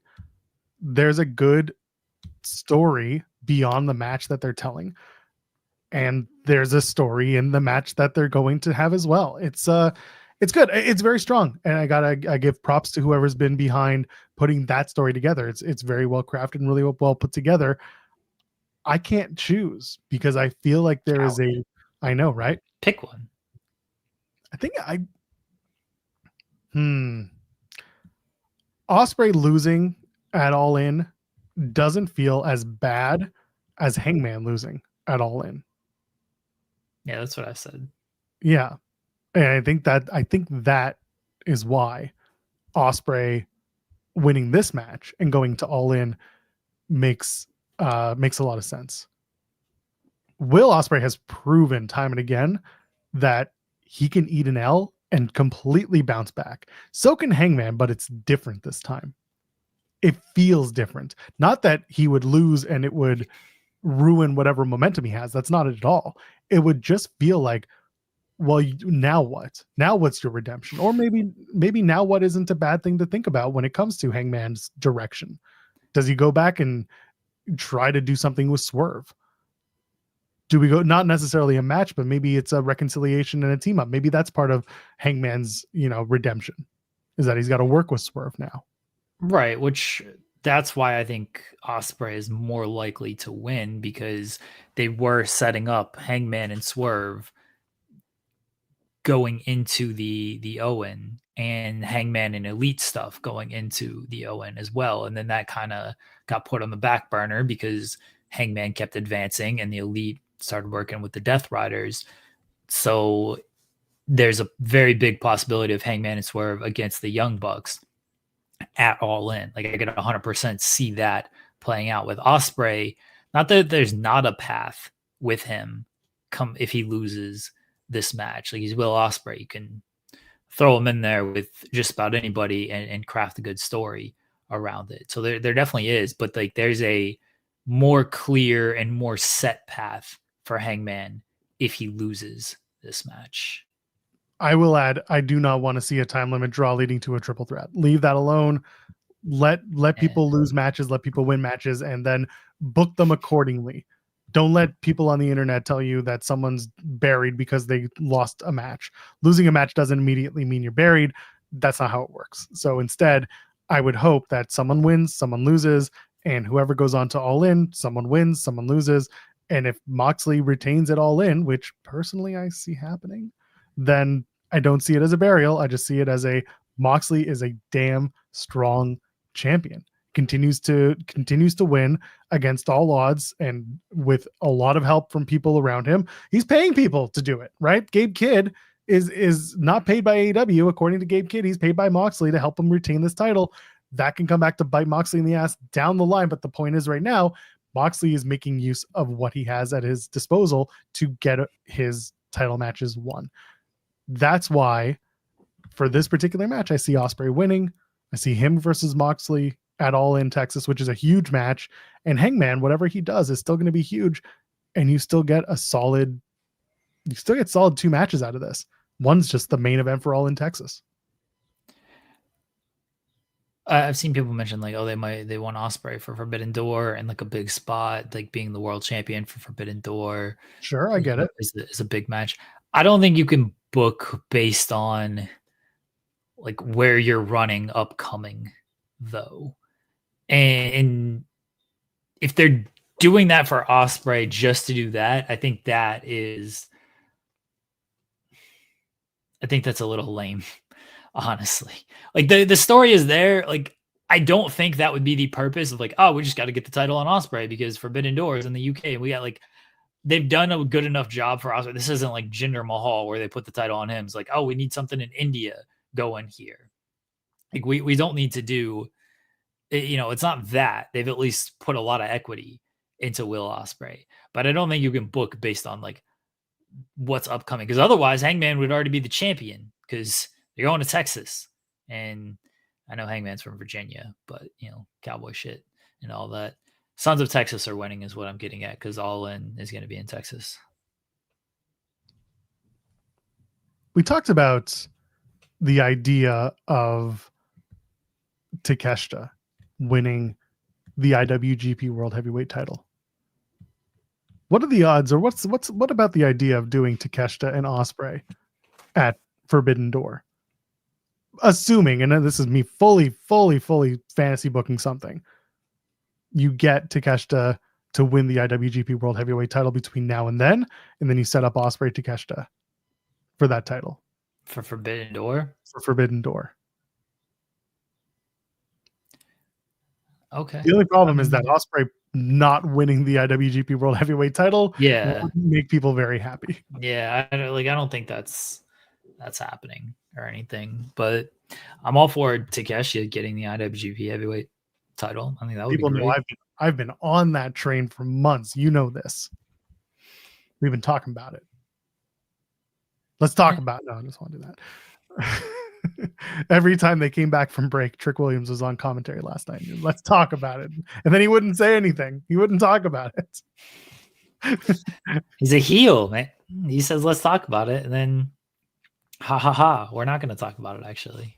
We just don't talk about it. Man. So that's what we're looking at. That's what we're looking at for Sunday. It's going to be a fun show. It's going to be a long show as it typically is, but I'm looking forward to it. Instead, everyone get your favorite drinks, get your favorite snacks, sit back, relax, and watch the AEW. I'll be watching on Triller with my VPN. All right. I'm not going to watch it on Fubo. Fubo, which was, someone called it Fubu and I laughed. Oh, it was Excalibur. I think Excalibur called it Fubu on TV. Fubo is it's traditionally a football, like European football, soccer outlet. It's like a cable over the air outlet, and most people use it to watch European football. Oh. And Fubo is now showing Double or Nothing in the States. It exists in Canada, and I knew about it, but I was like, why are they doing Fubo of all places? To Be Hilfiger stood out, but Fubo was never in my collection. So that's what we're looking at. It'll be good. AEW pay-per-view is on a Sunday. Monday is going to be a coffee day for everybody. If you're in the States, it's Memorial Day on Monday, so you don't have work unless your name's Jeremy or you work for a wrestling outlet, at which point, I'm sorry, you're back. Yeah, they definitely said Fubu on Dynamite. I laughed. It's like, Fubu? Someone must have been in Excalibur's ear afterwards. It was either Excalibur or Tony. One of them said it, and it was just like, Fubu? Oh, man. Fubo is basically a streaming cable provider. Yeah, that's how I've come to understand it as well. Well, okay. I've also come to understand that we should probably jump into our main topic. Oh, sure. Our thumbnail topic. Yeah. Jeremy, The Rock came out several months ago. The block was hot, and he announced April 11th and 12th, 2025. Sorry, 2026. WrestleMania, New Orleans, Louisiana. The pyro goes off, the ballyhoo, everyone's excited. Oh my God, what are we gonna do? WrestleMania is gonna be in New Orleans, and everyone's good to go. And he did the 3 count. And he did the chop. And then yesterday, WrestleNomics had reported that there was a report that New Orleans would no longer be hosting WrestleMania next year, and instead they had opted for a larger package that includes hosting Money in the Bank in 2026 and a WrestleMania at a date later to be confirmed, leaving WrestleMania 42 in the air, which has since been discussed as potentially going back to Las Vegas, Nevada. Jeremy, I was just there for WrestleMania 41, and I can tell you with complete certainty, Jesus Christ, please, no, don't do this. This is an awful idea. I understand you're going to make a ton of money and everyone's going to buy it, but good Lord, this sucks. This sucks so bad. But it doesn't matter because I'm not going to be going anyway. Volib sent a super chat saying, Vanilla Fumble is what we call when we sign a deal and back out on it. I'm Vanilla, baby. There's a Vanilla Fumble of the day. WrestleMania potentially going back to Vegas. And I put out the tweet. I don't think people saw it because they were already talking about other stuff going on Thursday night. It was the photo of The Rock announcing the WrestleMania, and then the next one was the report about the cancellation of WrestleMania in New Orleans, and then I just followed it up with this. Should have been talking shit. This photo. Jesus. I don't think anybody got it except for like 4 or 5 people.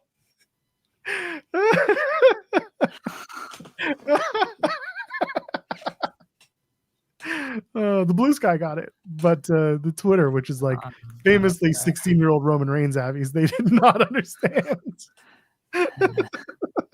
That's good. I didn't see it. Otherwise, I would have got it. But I tweeted it at an inopportune time because I was in between dealing with the kid and dealing with my wife who was sick, and I was like, I got to get this stupid joke off.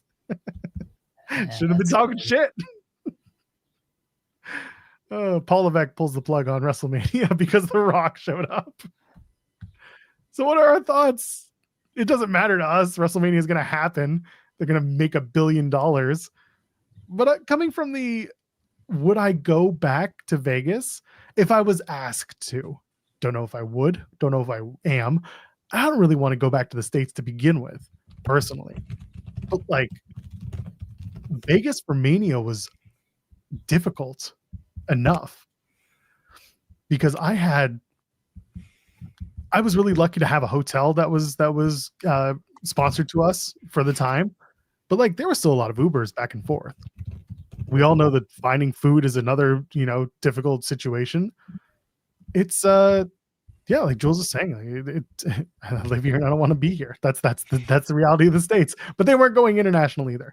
But in Vegas, it's a different beast. It's a huge entertainment spot. Is Las Vegas, and WWE and TKO love that. I get real worried real quick when I'm like, we're going back to Vegas because y'all love money way too much. The fan service era seems to be completely dead and gone, and it lasted a year in the Paul Levesque TKO eyes of WWE. I don't care where the WrestleMania is held. I really don't. Yeah, I'm not going.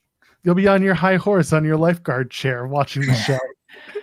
I truthfully, like, as it pertains to me personally, I prefer East Coast because then everything runs at an earlier time and is done at an earlier time. I don't have to stay up till 11 for a show to start, which means staying up until 2 for the show to end. So that's why I prefer East Coast shows, because everything is just done earlier.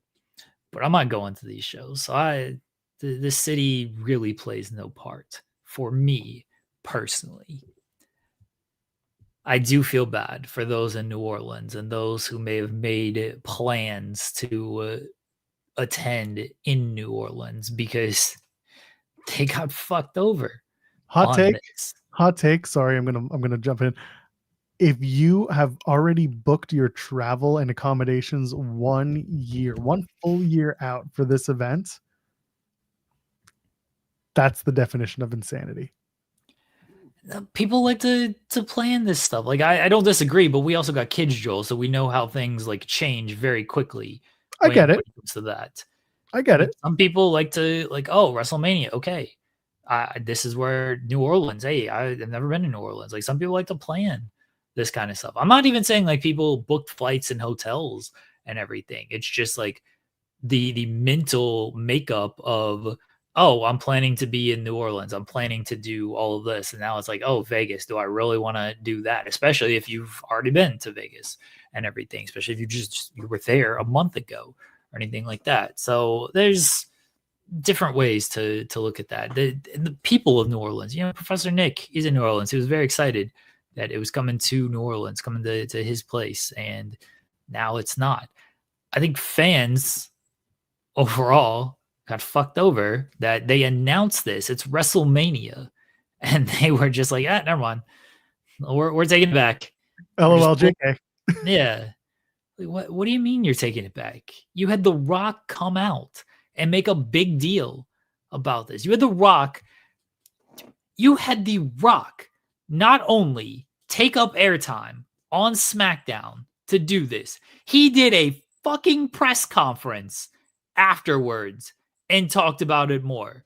This is, again, another strike for ban all press conferences, because what happens in them clearly doesn't actually matter, because The Rock does a full-on press conference at WrestleMania, and then 3 months later, never mind, WrestleMania isn't actually happening. Like, imagine if they rolled this out during the Super Bowl, like they wanted to, and then they took it back.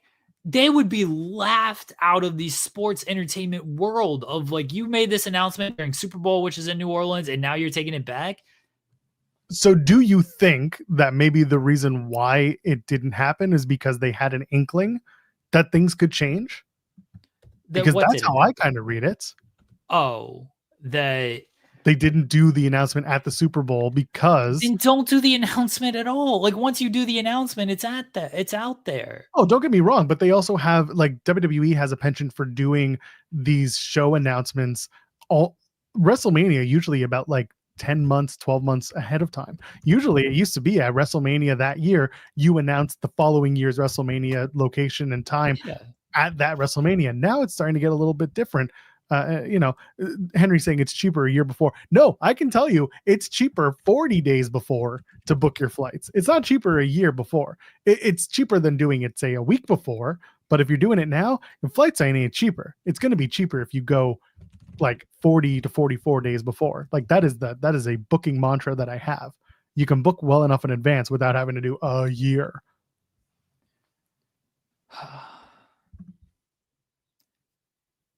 I don't know if it's cheaper a year. I don't look at flights like that. I do. I know Joel actually does, so I will take his word when it comes. That's how I got asked to do Vegas this year for Mania. I just said to Sean, hey, round trip tickets from Toronto to Vegas right now are $200. And he said Canadian. And I said yes. And he said, you're going to WrestleMania.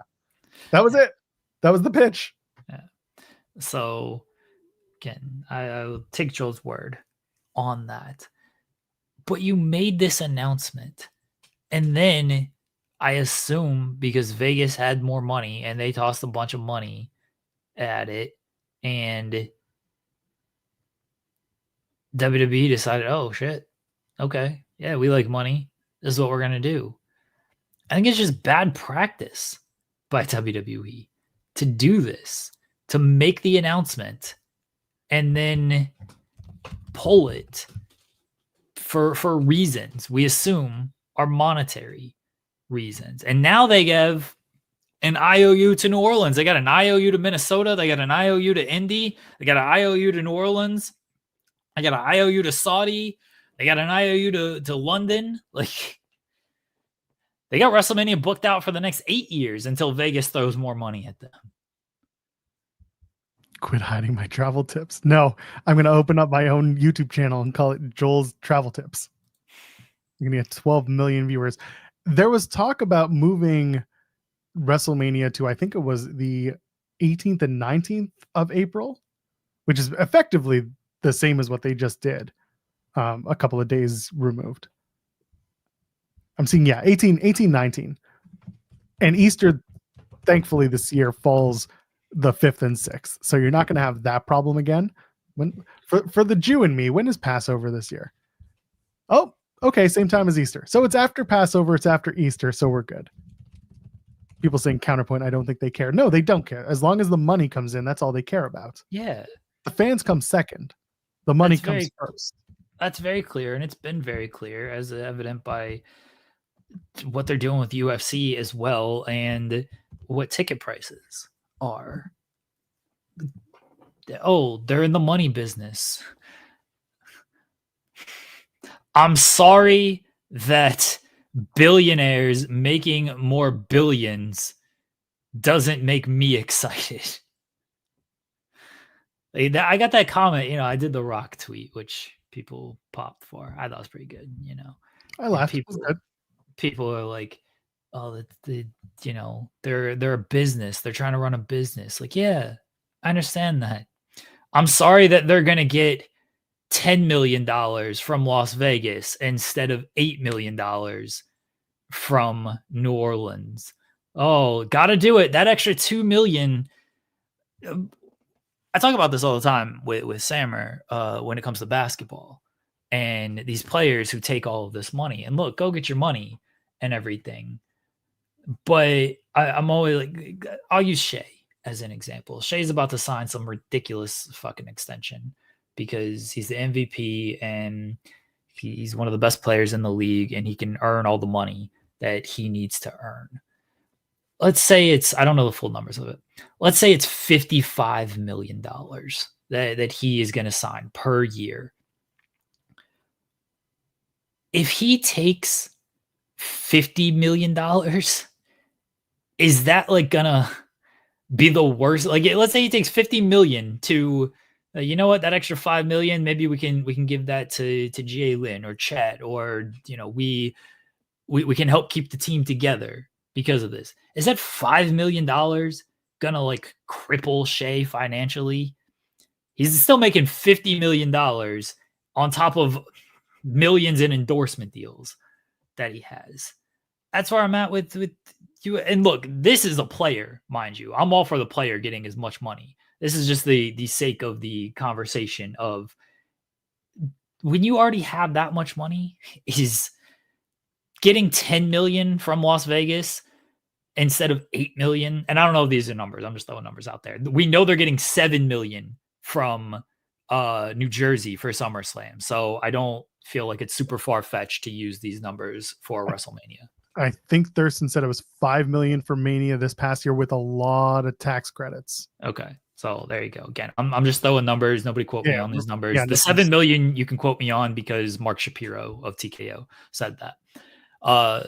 Like, if you're getting 10 million from Las Vegas to 8 million compared to New Orleans, is that going to cripple you financially when you're touting your record $1 billion profits every 3 months?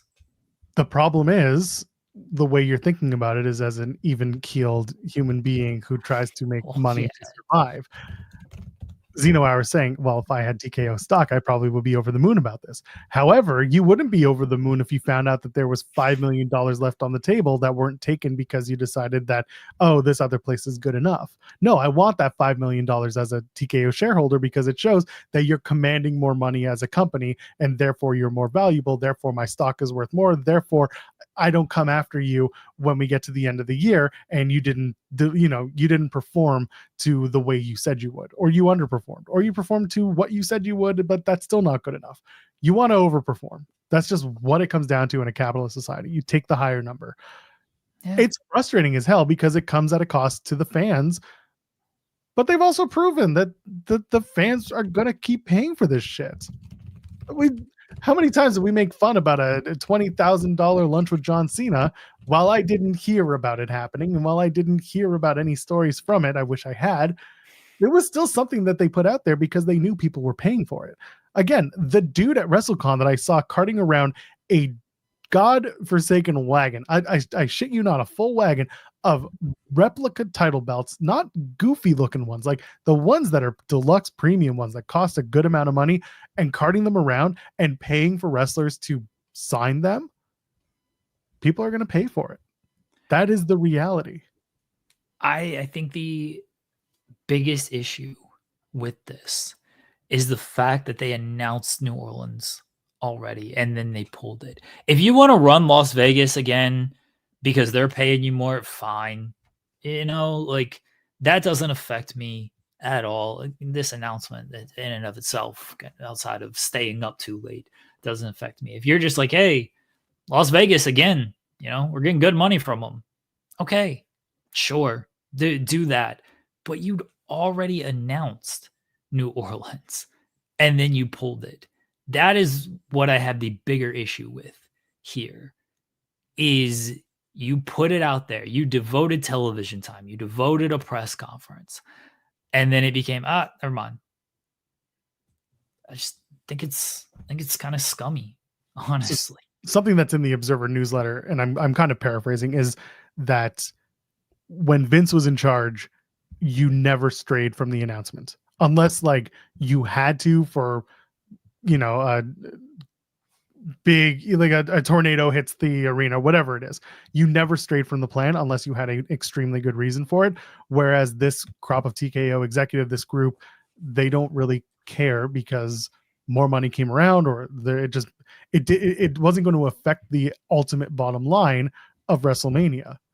Wherever it was going to be, it's still going to be WrestleMania. You can put it on the moon and people will still take a rocket up to the moon. That's just the way it is with them. So it was apparently, and again, this is according to Dave, this was a Vince McMahon style of thought, whereas like you do it, you put it there, you don't change it. However, then you look at WrestleMania 7 and they use the excuse of, there were threats made against talent when in reality it was poor ticket sales. So they moved it indoors, but they kept it in the same city. That's what the reality of that was. TKO now just doesn't care.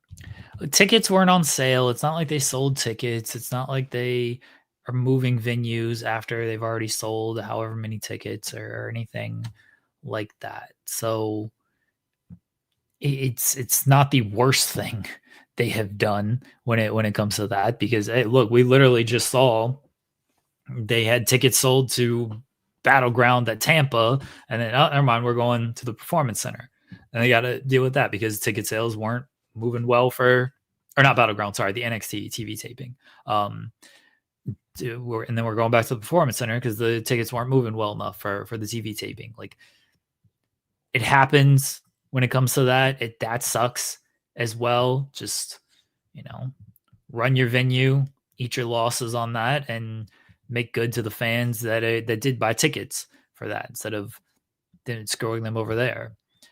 But still, fans get screwed over here. We put this announcement out there, and now, never mind. We're just taking it back. We're going to Las Vegas. LOL, JK, back to Vegas. They also found some partners in Vegas that they can go back to in an instant. Yeah. That stupid Fontainebleau hotel, putting the talent there, doing all the events. They made a mint from that, but they also got free room and board out of that. And that's a huge deal. The Las Vegas Convention Center, again, the one thing that is a benefit when it comes to Vegas is that everything is right there. It is all condensed. It's perfect for an entertainment spectacular to put everything on the strip, and even on I was staying on it. Oh my God, on Fremont Street, in downtown. Like you can have events there too. And all of the independent shows you talk about, WrestleCon ran Westgate Hotel. Westgate Hotel is not the nicest hotel, but it was right next door to Fontainebleau, which is right next door to the Las Vegas Convention Center, which is where WWE World was. You had the Palms hosting the Collective, and the Collective's not too far. You go to the Flamingo stop on the Metro, and you take an Uber across. You're there in 10 minutes. Everything is condensed. And that, by the way, that's one thing. If I were, for some godforsaken reason, asked to go back this year and I have to say yes, I'm going to ask to stay at Palms. I'm going to have to stay at Palms or Rio or somewhere closer to the Collective, because Collective was actually quite central to everywhere else that I needed to be, including the Metro.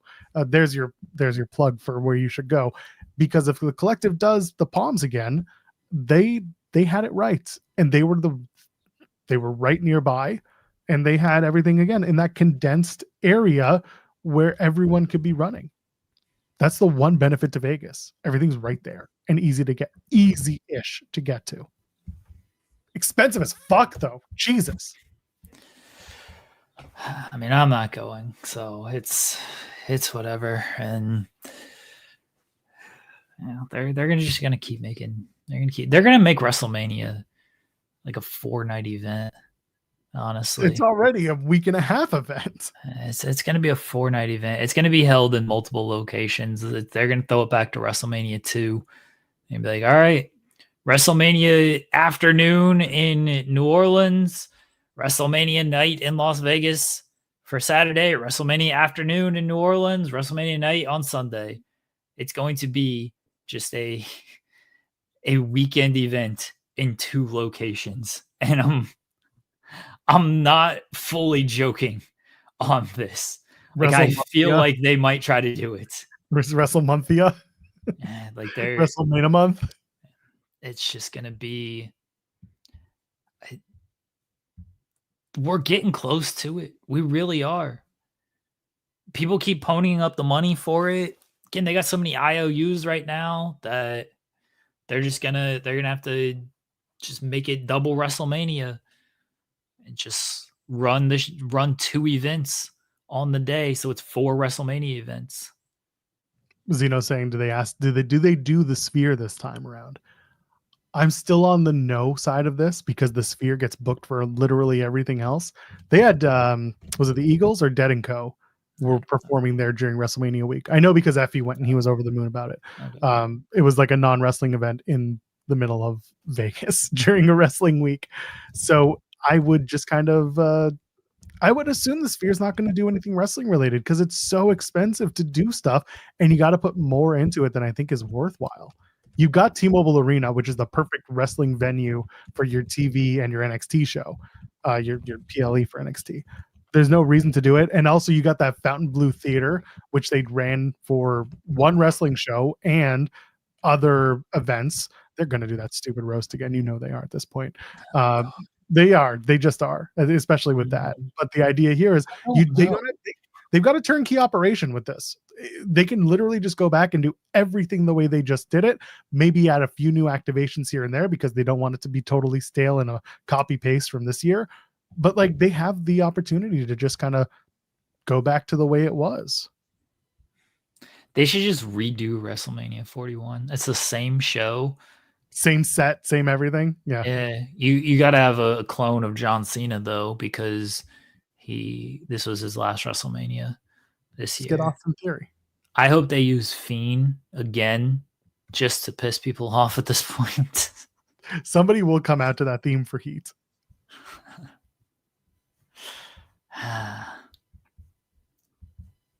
WrestleMania's back in Vegas. All right. Joel, you got to get a hooker this time. I'm not going. I got back from Vegas. I'm already being asked, like, hey, you going back? I'm like, hell no. Like, I don't want to go back to the States.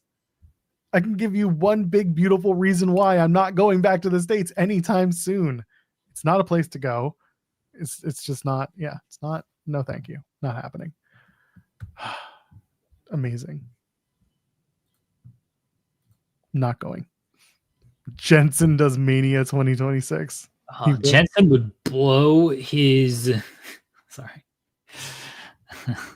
He would blow his per diem on gambling so quickly that we can't trust Jensen to do that. We can't. No, we can't do it. It would just turn out so poorly. We'll see. We'll see what the world brings. I hope Jensen had a happy birthday. Fiend. I'm so glad we did that. Fiend. This is our third I hope awkward. they play that at Anarchy in the Arena, and I still Fiend. What's up, guys?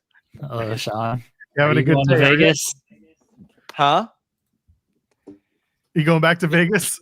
Yeah, it's so funny because for those that, I mean, listen, if you're watching this show, you know Joel went to Vegas. What? But the tourism board hit up some outlets and they're like, hey, we would love to bring some people to Vegas and show wrestling fans some things that they don't normally get to experience. And I didn't want to do it. I didn't want to go on the trip. First off, they treated us very well. First of all, they completely accommodated numerous people who wanted nothing to do with Alfred Konuwa and booked a separate trip for them, which is great. But they were very, very nice. But I didn't want to go on that one. But I was like, you know what? My grandmother loved Vegas. I'll try to see it in her eyes and all that stuff. And I'm like, well, she didn't love this Vegas. She loved the Vegas of like the early to mid 90s. She loved clearly. Mob Vegas is what she loved. Yes. Yeah. She took her airport shuttle to the Flamingo and probably sat there the whole time. Is probably what she did at the time. Or the Aladdin, whatever the hotel was at the time. And after that trip, I was like, I think I'll not go to Vegas. Travel isn't that easy. I wasn't feeling that great. West Coast, plus me on a plane, a total of 10 hours during WrestleMania week with no Wi-Fi on the plane that goes there. Not really practical. But you know what I always say, Jeremy? Snakes and sparklers. It's not about me. It's about the consumer. Well, we can lie to the consumer and say that, hey, we are going to go to Vegas, and then decide like, yeah, you know what? We'd actually make more money if we don't go to Vegas. So we won't be going to Vegas. We always lose money on these trips unless it's like, I mean, honestly, no, even like Indianapolis, like I don't make money on these trips. I do it because our audience likes interviews and it gets us a little bit of additional information and all that stuff. But I saw somebody who tweeted something. I was like, what social media were you on? Where they're like, oh, but when AEW went to Chicago and Vegas all the time, nobody said anything. And I'm like, what?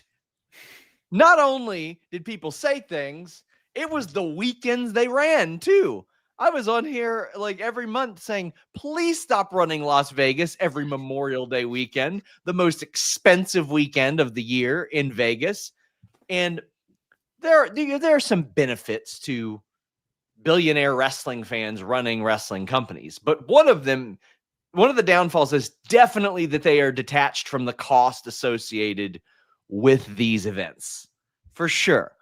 And I think that a lot of these places and a lot of these companies are detached from the cost of things. We've seen a bit of an adjustment with AEW, fortunately, but I'll give you an example. I've been to the Arthur Ashe show a number of times, and I go, well, I bet you Tony Khan's probably never parked in the parking area and then done that lengthy walk there, or the mile walk to public transit or anything like that. Like, you know what I mean? Like, he's probably getting dropped off there. That's probably why. A lot of people in WWE these days are not. Well, I tell you what, the talent are certainly experiencing the costs associated with tickets because they're not getting comps anymore. So they're having to pay. I know one talent had to pay thousands of dollars to bring their family to a show that was local, to the point to where when SmackDown is here next month, I don't even know if I'm going to ask for comps, because they'll be like, oh, haven't you heard? Fightful reported that we don't do those anymore. That would actually be a good Like- good response. Yeah. I But, respect that response. Man, it's just a bummer. It's getting really expensive to be a wrestling fan. And I've always had a little bit of guilt for doing a paywall, but by God, it's the reason why, quite frankly, it's the reason why our website's still open right now. So can't feel that bad about it.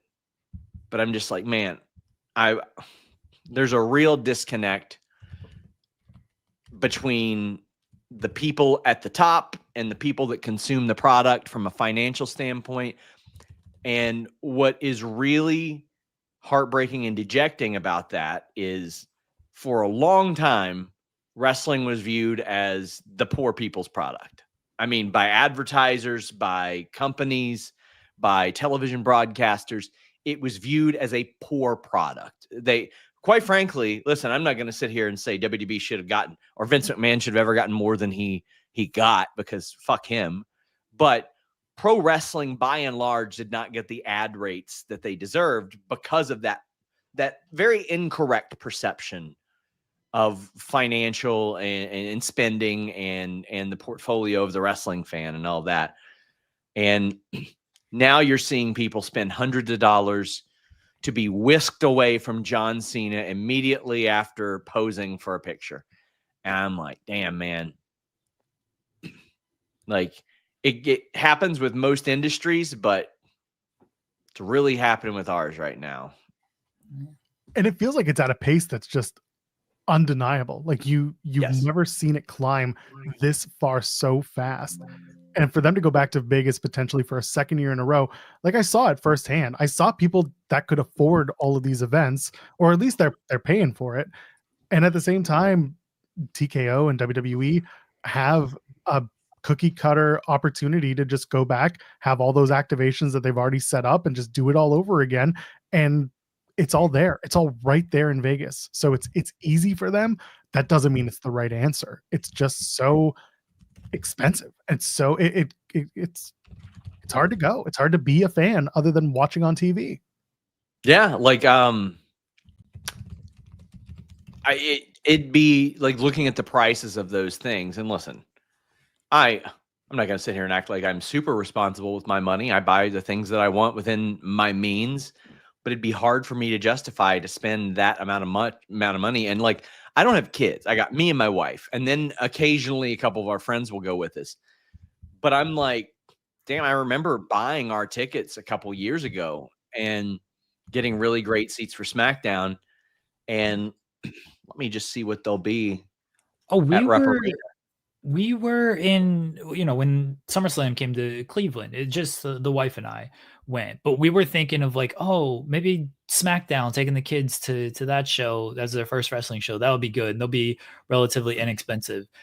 And we looked at the prices, and it was like $100, not including fees, for the tippy top of the arena. And, when you got 12 kids, it's like, well, we need to win this. And this was day of the event, mind you. Like, we were thinking of, because Cleveland wasn't that far of a drive, we could make that trip in, half an hour or whatever. It was like day of the event, still $100 for these tickets. It's like, well, we're not doing this. It adds up so quickly. Tim and I went to Raw, the Johnny Gargano return, the surprise return. We paid $50. We sat in obstructed view, which was really just behind the entrance stage. It was $50 each, and we were lower bowl. That was years ago at this point. So I just looked, and the same section that we sat last time. Well, we sat camera side. So let's just turn it around to like ringside floor facing the ramp. 4 tickets a couple years ago when I took my friends there, was a few $100. The subtotal right now is $21.03. That is before I go to checkout, and then Ticketmaster absolutely reams me with fees. I think they've started to, at least for some. I don't know if Ticketmaster is doing this, but we were looking for concert tickets for an upcoming show, and like they had fees already like placed in the price, which doesn't make it better. Like it's like, oh, instead of charging me 150 plus $50 for fees, you're just telling me these tickets are $150. Yeah. I hate it. Drives me nuts. And I mean, that's something I wish there was more government pressure on, is that like when I buy a $1,000 ticket, why are the processing fees higher? Why are the Ticketmaster fees higher than any other ticket that I bought? Like, I don't, it's just insane. Insane. It's absurd. Absolutely absurd. Anyway, well, TNA's I'm coming gonna to have. Brampton tonight. Are you excited for that? Woo! What is it? TNA's in Brampton tonight. Woo! Oh, nice. I gotta talk to who about coming. Who's gonna be the mystery man tonight? Do you want to know, or do you want to be surprised? I want to know. Something tells me there's something about their mystery partner who just came back from injury. Oh, okay. I would not be surprised to see something arrive in TNA as a mystery partner. All right, don't lean too heavily into this, Joel. Are you sure? Something tells me you need me to do it for you. No, stop it. You did, by the way. Good scoop on good scoop on the match by elegance that you told me about, and I gave it to Andrew, who's covering TNA last night. I was like, they're probably going to announce us tonight. He's like, oh, okay, thanks. So, and so it was. Congratulations. Colin sent a super chat saying, "Fees suck, you two don't." Well, Collins, we appreciate you. You're the best. Appreciate you, Collins. Everyone check out the rest. It made me cry. Yes, fantastic show. All right. Oh man. Well, I'll have updates on WWE Mexico, what I've heard about that, and let's see, WrestleMania stuff on Fridays. Honestly, I just wait to see what I kind of have to clean up and ask about at this stage. I will have some free agent scoops probably next week, because today I'll have this, and tomorrow I'll probably be on the Saturday night's main event beat. There aren't that many scoops that usually emerge from those anymore. But Sunday, of course, I'll have a scoops thread for Double or Nothing over at Fightful Select. I will also be in the live chat over there on the Discord on Sunday. See you guys later. Bye, Sean. Bye, Sean. Enjoy a busy weekend. It's going to be a busy weekend. Joel's out of control. Sneaking in more TNA talk. Oh, just way too much today. Way too much. I know. Well, we're almost out of here, so let's preview SmackDown, and we'll give a Saturday night's main event rundown. They're in the End Market Arena in Savannah, Georgia tonight for SmackDown. WWE tag titles are on the line. Street Profits are going to take on Fraxium. Who's going to get involved to DQ the finish? And why is it Motor City Machine Guns? Oh, yeah. This is probably your DQ finish match. Yeah. Yep. Men's Money in the Bank qualifier: Aleister Black, LA Knight, and Shinsuke Nakamura. LA Knight's going to win this. Nakamura and Aleister Black are going to cancel each other out. Yes. Knight in the Bank. LA Knight winning that big old briefcase. Is that a good idea or a bad idea? LA Knight winning Money in the Bank. I think it's fine. We'll see.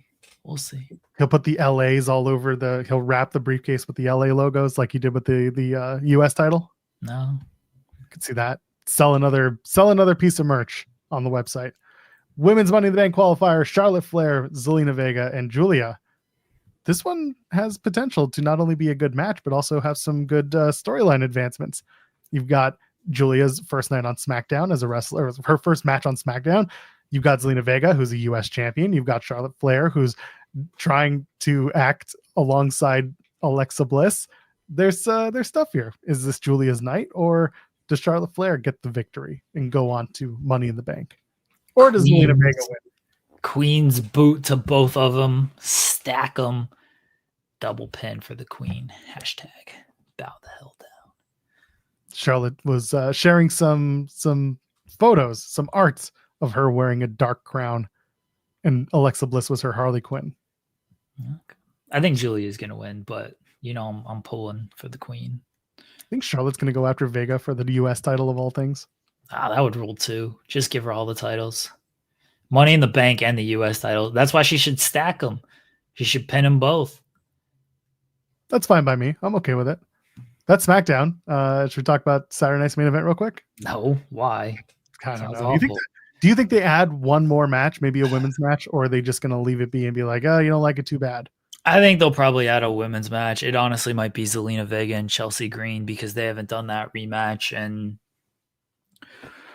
Chelsea will cost Zelina the triple threat match tonight, and so that'll set up the Zelina and Chelsea for Saturday night's main event. Game 3's tomorrow. I do not care about this glorified house show. Kind of can't blame you, but this is currently a 4-match card, and the last one was 5, and the one before that was 6. So, well, it was 5 as well. So it makes sense that they would add one more. But yeah, it'd probably be the U.S. Women's Championship match. Lily should win a qualifier. She sells a lot of merch. Hell yeah, she should. That would rule, actually. Yeah, she really does. So Saturday night's main event: Logan Paul, Jey Uso. Okay. Jey Uso's going to win. All right. CM Punk, Sami Zayn versus Seth Rollins, Braun Breaker. Yep. Is a match happening.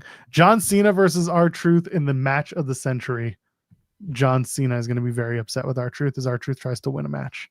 I am looking for that tag team match. That at least has some good heat behind it. So I will say that it should be overall a good match. So I am looking forward to that. The rest of this card, Logan and Jay. Steel cage match. We didn't get to the steel cage match. Damien Priest. Oh yeah, I forgot that was on here. Okay, yeah. That feels like either the first match or the last match. Doesn't feel like your middle of the show match. That's fine. Cena and Truth, as long as it goes like 2 minutes, then it'll be fine. Anything over that, then I don't know. R-Truth winning would be funny. Beat down. R-Truth winning with like Cody, the woe hits, and John Cena's distracted and Truth gets him with the roll up. That should be the finish. Just because it's fun. I could see it. All right. That's basically all we got. Wow. Disrespecting NXT Battleground. NXT Battleground is on Sunday. Didn't know you really wanted to talk about it. Let's talk. I mean, it's a big show. Like no, that's Paul White, and he announced that he's still with AEW. Okay, but I mean, it's a pretty important show. Sure. Hank and Tank and Josh Briggs are going to take on the Culling in a 6-man tag match. Oh, that's a thing. Okay. Apparently, I didn't know that they added this, but sure. Wikipedia says that it's there. Yeah, they added it on Tuesday's show. They did. Yeah, that is a thing that they did. This match screams should have been on the pre-show. Yeah. So who wins that match? Who cares? Next. Culling. Sure, the Culling's gonna win. Yeah. Sol Ruka and Kalani Jordan for the NXT Women's North American Championship. This is a Sol Ruka win. Yeah, and like Sol's losing the title, but this should be a good match. Yeah, it should be. Tony D'Angelo and Stax. They're just having a straight up singles match, aren't they? Huh. I feel like what's her face? Rizzo's going to escape the safe house. I think Rizzo's going to. Yeah, I agree. I don't know if I like that. Tony's going to be a man without a country, a man without a mob. Yeah. Seems bad. Stephanie Vaquer takes on Jordan Grace in the presumed main event of the show for the NXT Women's Championship. I think this is going to be a fantastic match. I'm hoping that Vaquer keeps it. This should headline. This should be the main event. It should be. We do have a couple other matches that I didn't get to, but this should be the main event. Yeah, this should be the main event, though. It's Obafemi and Miles Bourne is okay. And Trick and Joe Hendry is for a mid-card title. So why is that going to mean? Wow. I'm really interested on Saturday, if I make it to the TV tapings, what they do. And I said it earlier. I just don't think either man is going to be on the show. Live performances is what they're going to do. I don't even think so. I honestly, because they put the Macklin match for one show I think they'll have a Knockouts title match on the other show because they're taping for 2 weeks at this event. I just think that the world title won't be addressed. I think it'll be an international championship heavy and either tag titles or a Knockouts title heavy taping on Saturday. And that you just won't hear anything about the world title because they don't want to hint off Sunday. We'll see. If I'm there, I'll have results and we'll read them out, or we'll have them posted on Fightful, and I'm sure Jensen will read them out on the Weekender, assuming he survives whatever casino he's gotten himself into debt to this weekend. Trick is winning the title. I've been firm on this for months. I'm not going away from it. Well, we'll see what happens. It's a busy weekend. I hope everyone enjoys what they enjoy, and if you don't want to watch wrestling, that's okay too. We're back on Monday morning, 10 a.m. Eastern. It's not main channel because it's the 30th. It'll be 2 days before my birthday. No, it's not. The 30th is next Friday. It'll be a week before my birthday. I'm done. I'm cooked. It's over. 26th is when we're back. That's Monday. 10 a.m. Eastern. I'll be here. Jeremy will be here. Anything you want to plug before we get out of here? No. Enjoy all the wrestling this weekend, everybody. I will be miserable on Saturday and hopefully feel better on Sunday, but that's not up to me. My birthday is June 1st, by the way. No one cares, Joel. Well, someone said happy birthday in the chat, so I just wanted to make sure that they got it right. Driver Finisher doesn't actually care. Oh, He's just trolling you. No, I would too. That's why he said happy birthday now, because he knows it's not today, but he's just saying it of like, haha, your birthday is not today. I am an adult. That is true. I threw it on the ground. I mean, I listened to that song the other day. It's so good. It's so good. There are at least 30 of us. All right. For Jeremy. Not really. Somebody might not have been born on that day. No, statistically, there is someone born every single day, every year of every month. I don't care about your statistics. That's fine. I'm not a part of your system. Scott Steiner said the numbers add up and they spell disaster for you at Sacrifice, and he still lost. So we also said the numbers don't lie. Really? Yeah. Well, they did lie because he lost. Well, he didn't have to lose if he had just gotten the numbers right. Maybe he didn't double check his math. Then the numbers lied. So, well, I think his either way, the stats were wrong. I think his calculations lied. Either way, the stats were wrong. Well, there you go. June 1st is also Drew's mom's birthday, so you're wrong in this case. Multiple people having birthdays on the 1st means someone covers the 1st and 2nd. We just got to find, and Gray's is 1, so that's 3. So we've covered the 1st, 2nd, and 3rd. I'm sure we can find more people to cover the 30 days of June. Hey, if your birthday's in June, leave a comment after the video and the thumbs up as well. And how about we come back on Monday? What if the whole world stopped fucking for a month and then there were no babies born? It's 9 months later. I'm going to let your wonderful wife explain the biology behind this and how wrong it is. If there's anyone who can, it's her. Fargov said his birthday is on Sunday. Happy early birthday. Happy early birthday. Enjoy it. Enjoy Double or Muffin. I hope it's a good time. For Jeremy Lambert, you know who I am. You know who he is. We'll see you on Monday. Ladies, gentlemen, friends beyond the binary. Enjoy your weekend. Cheers. Don't play the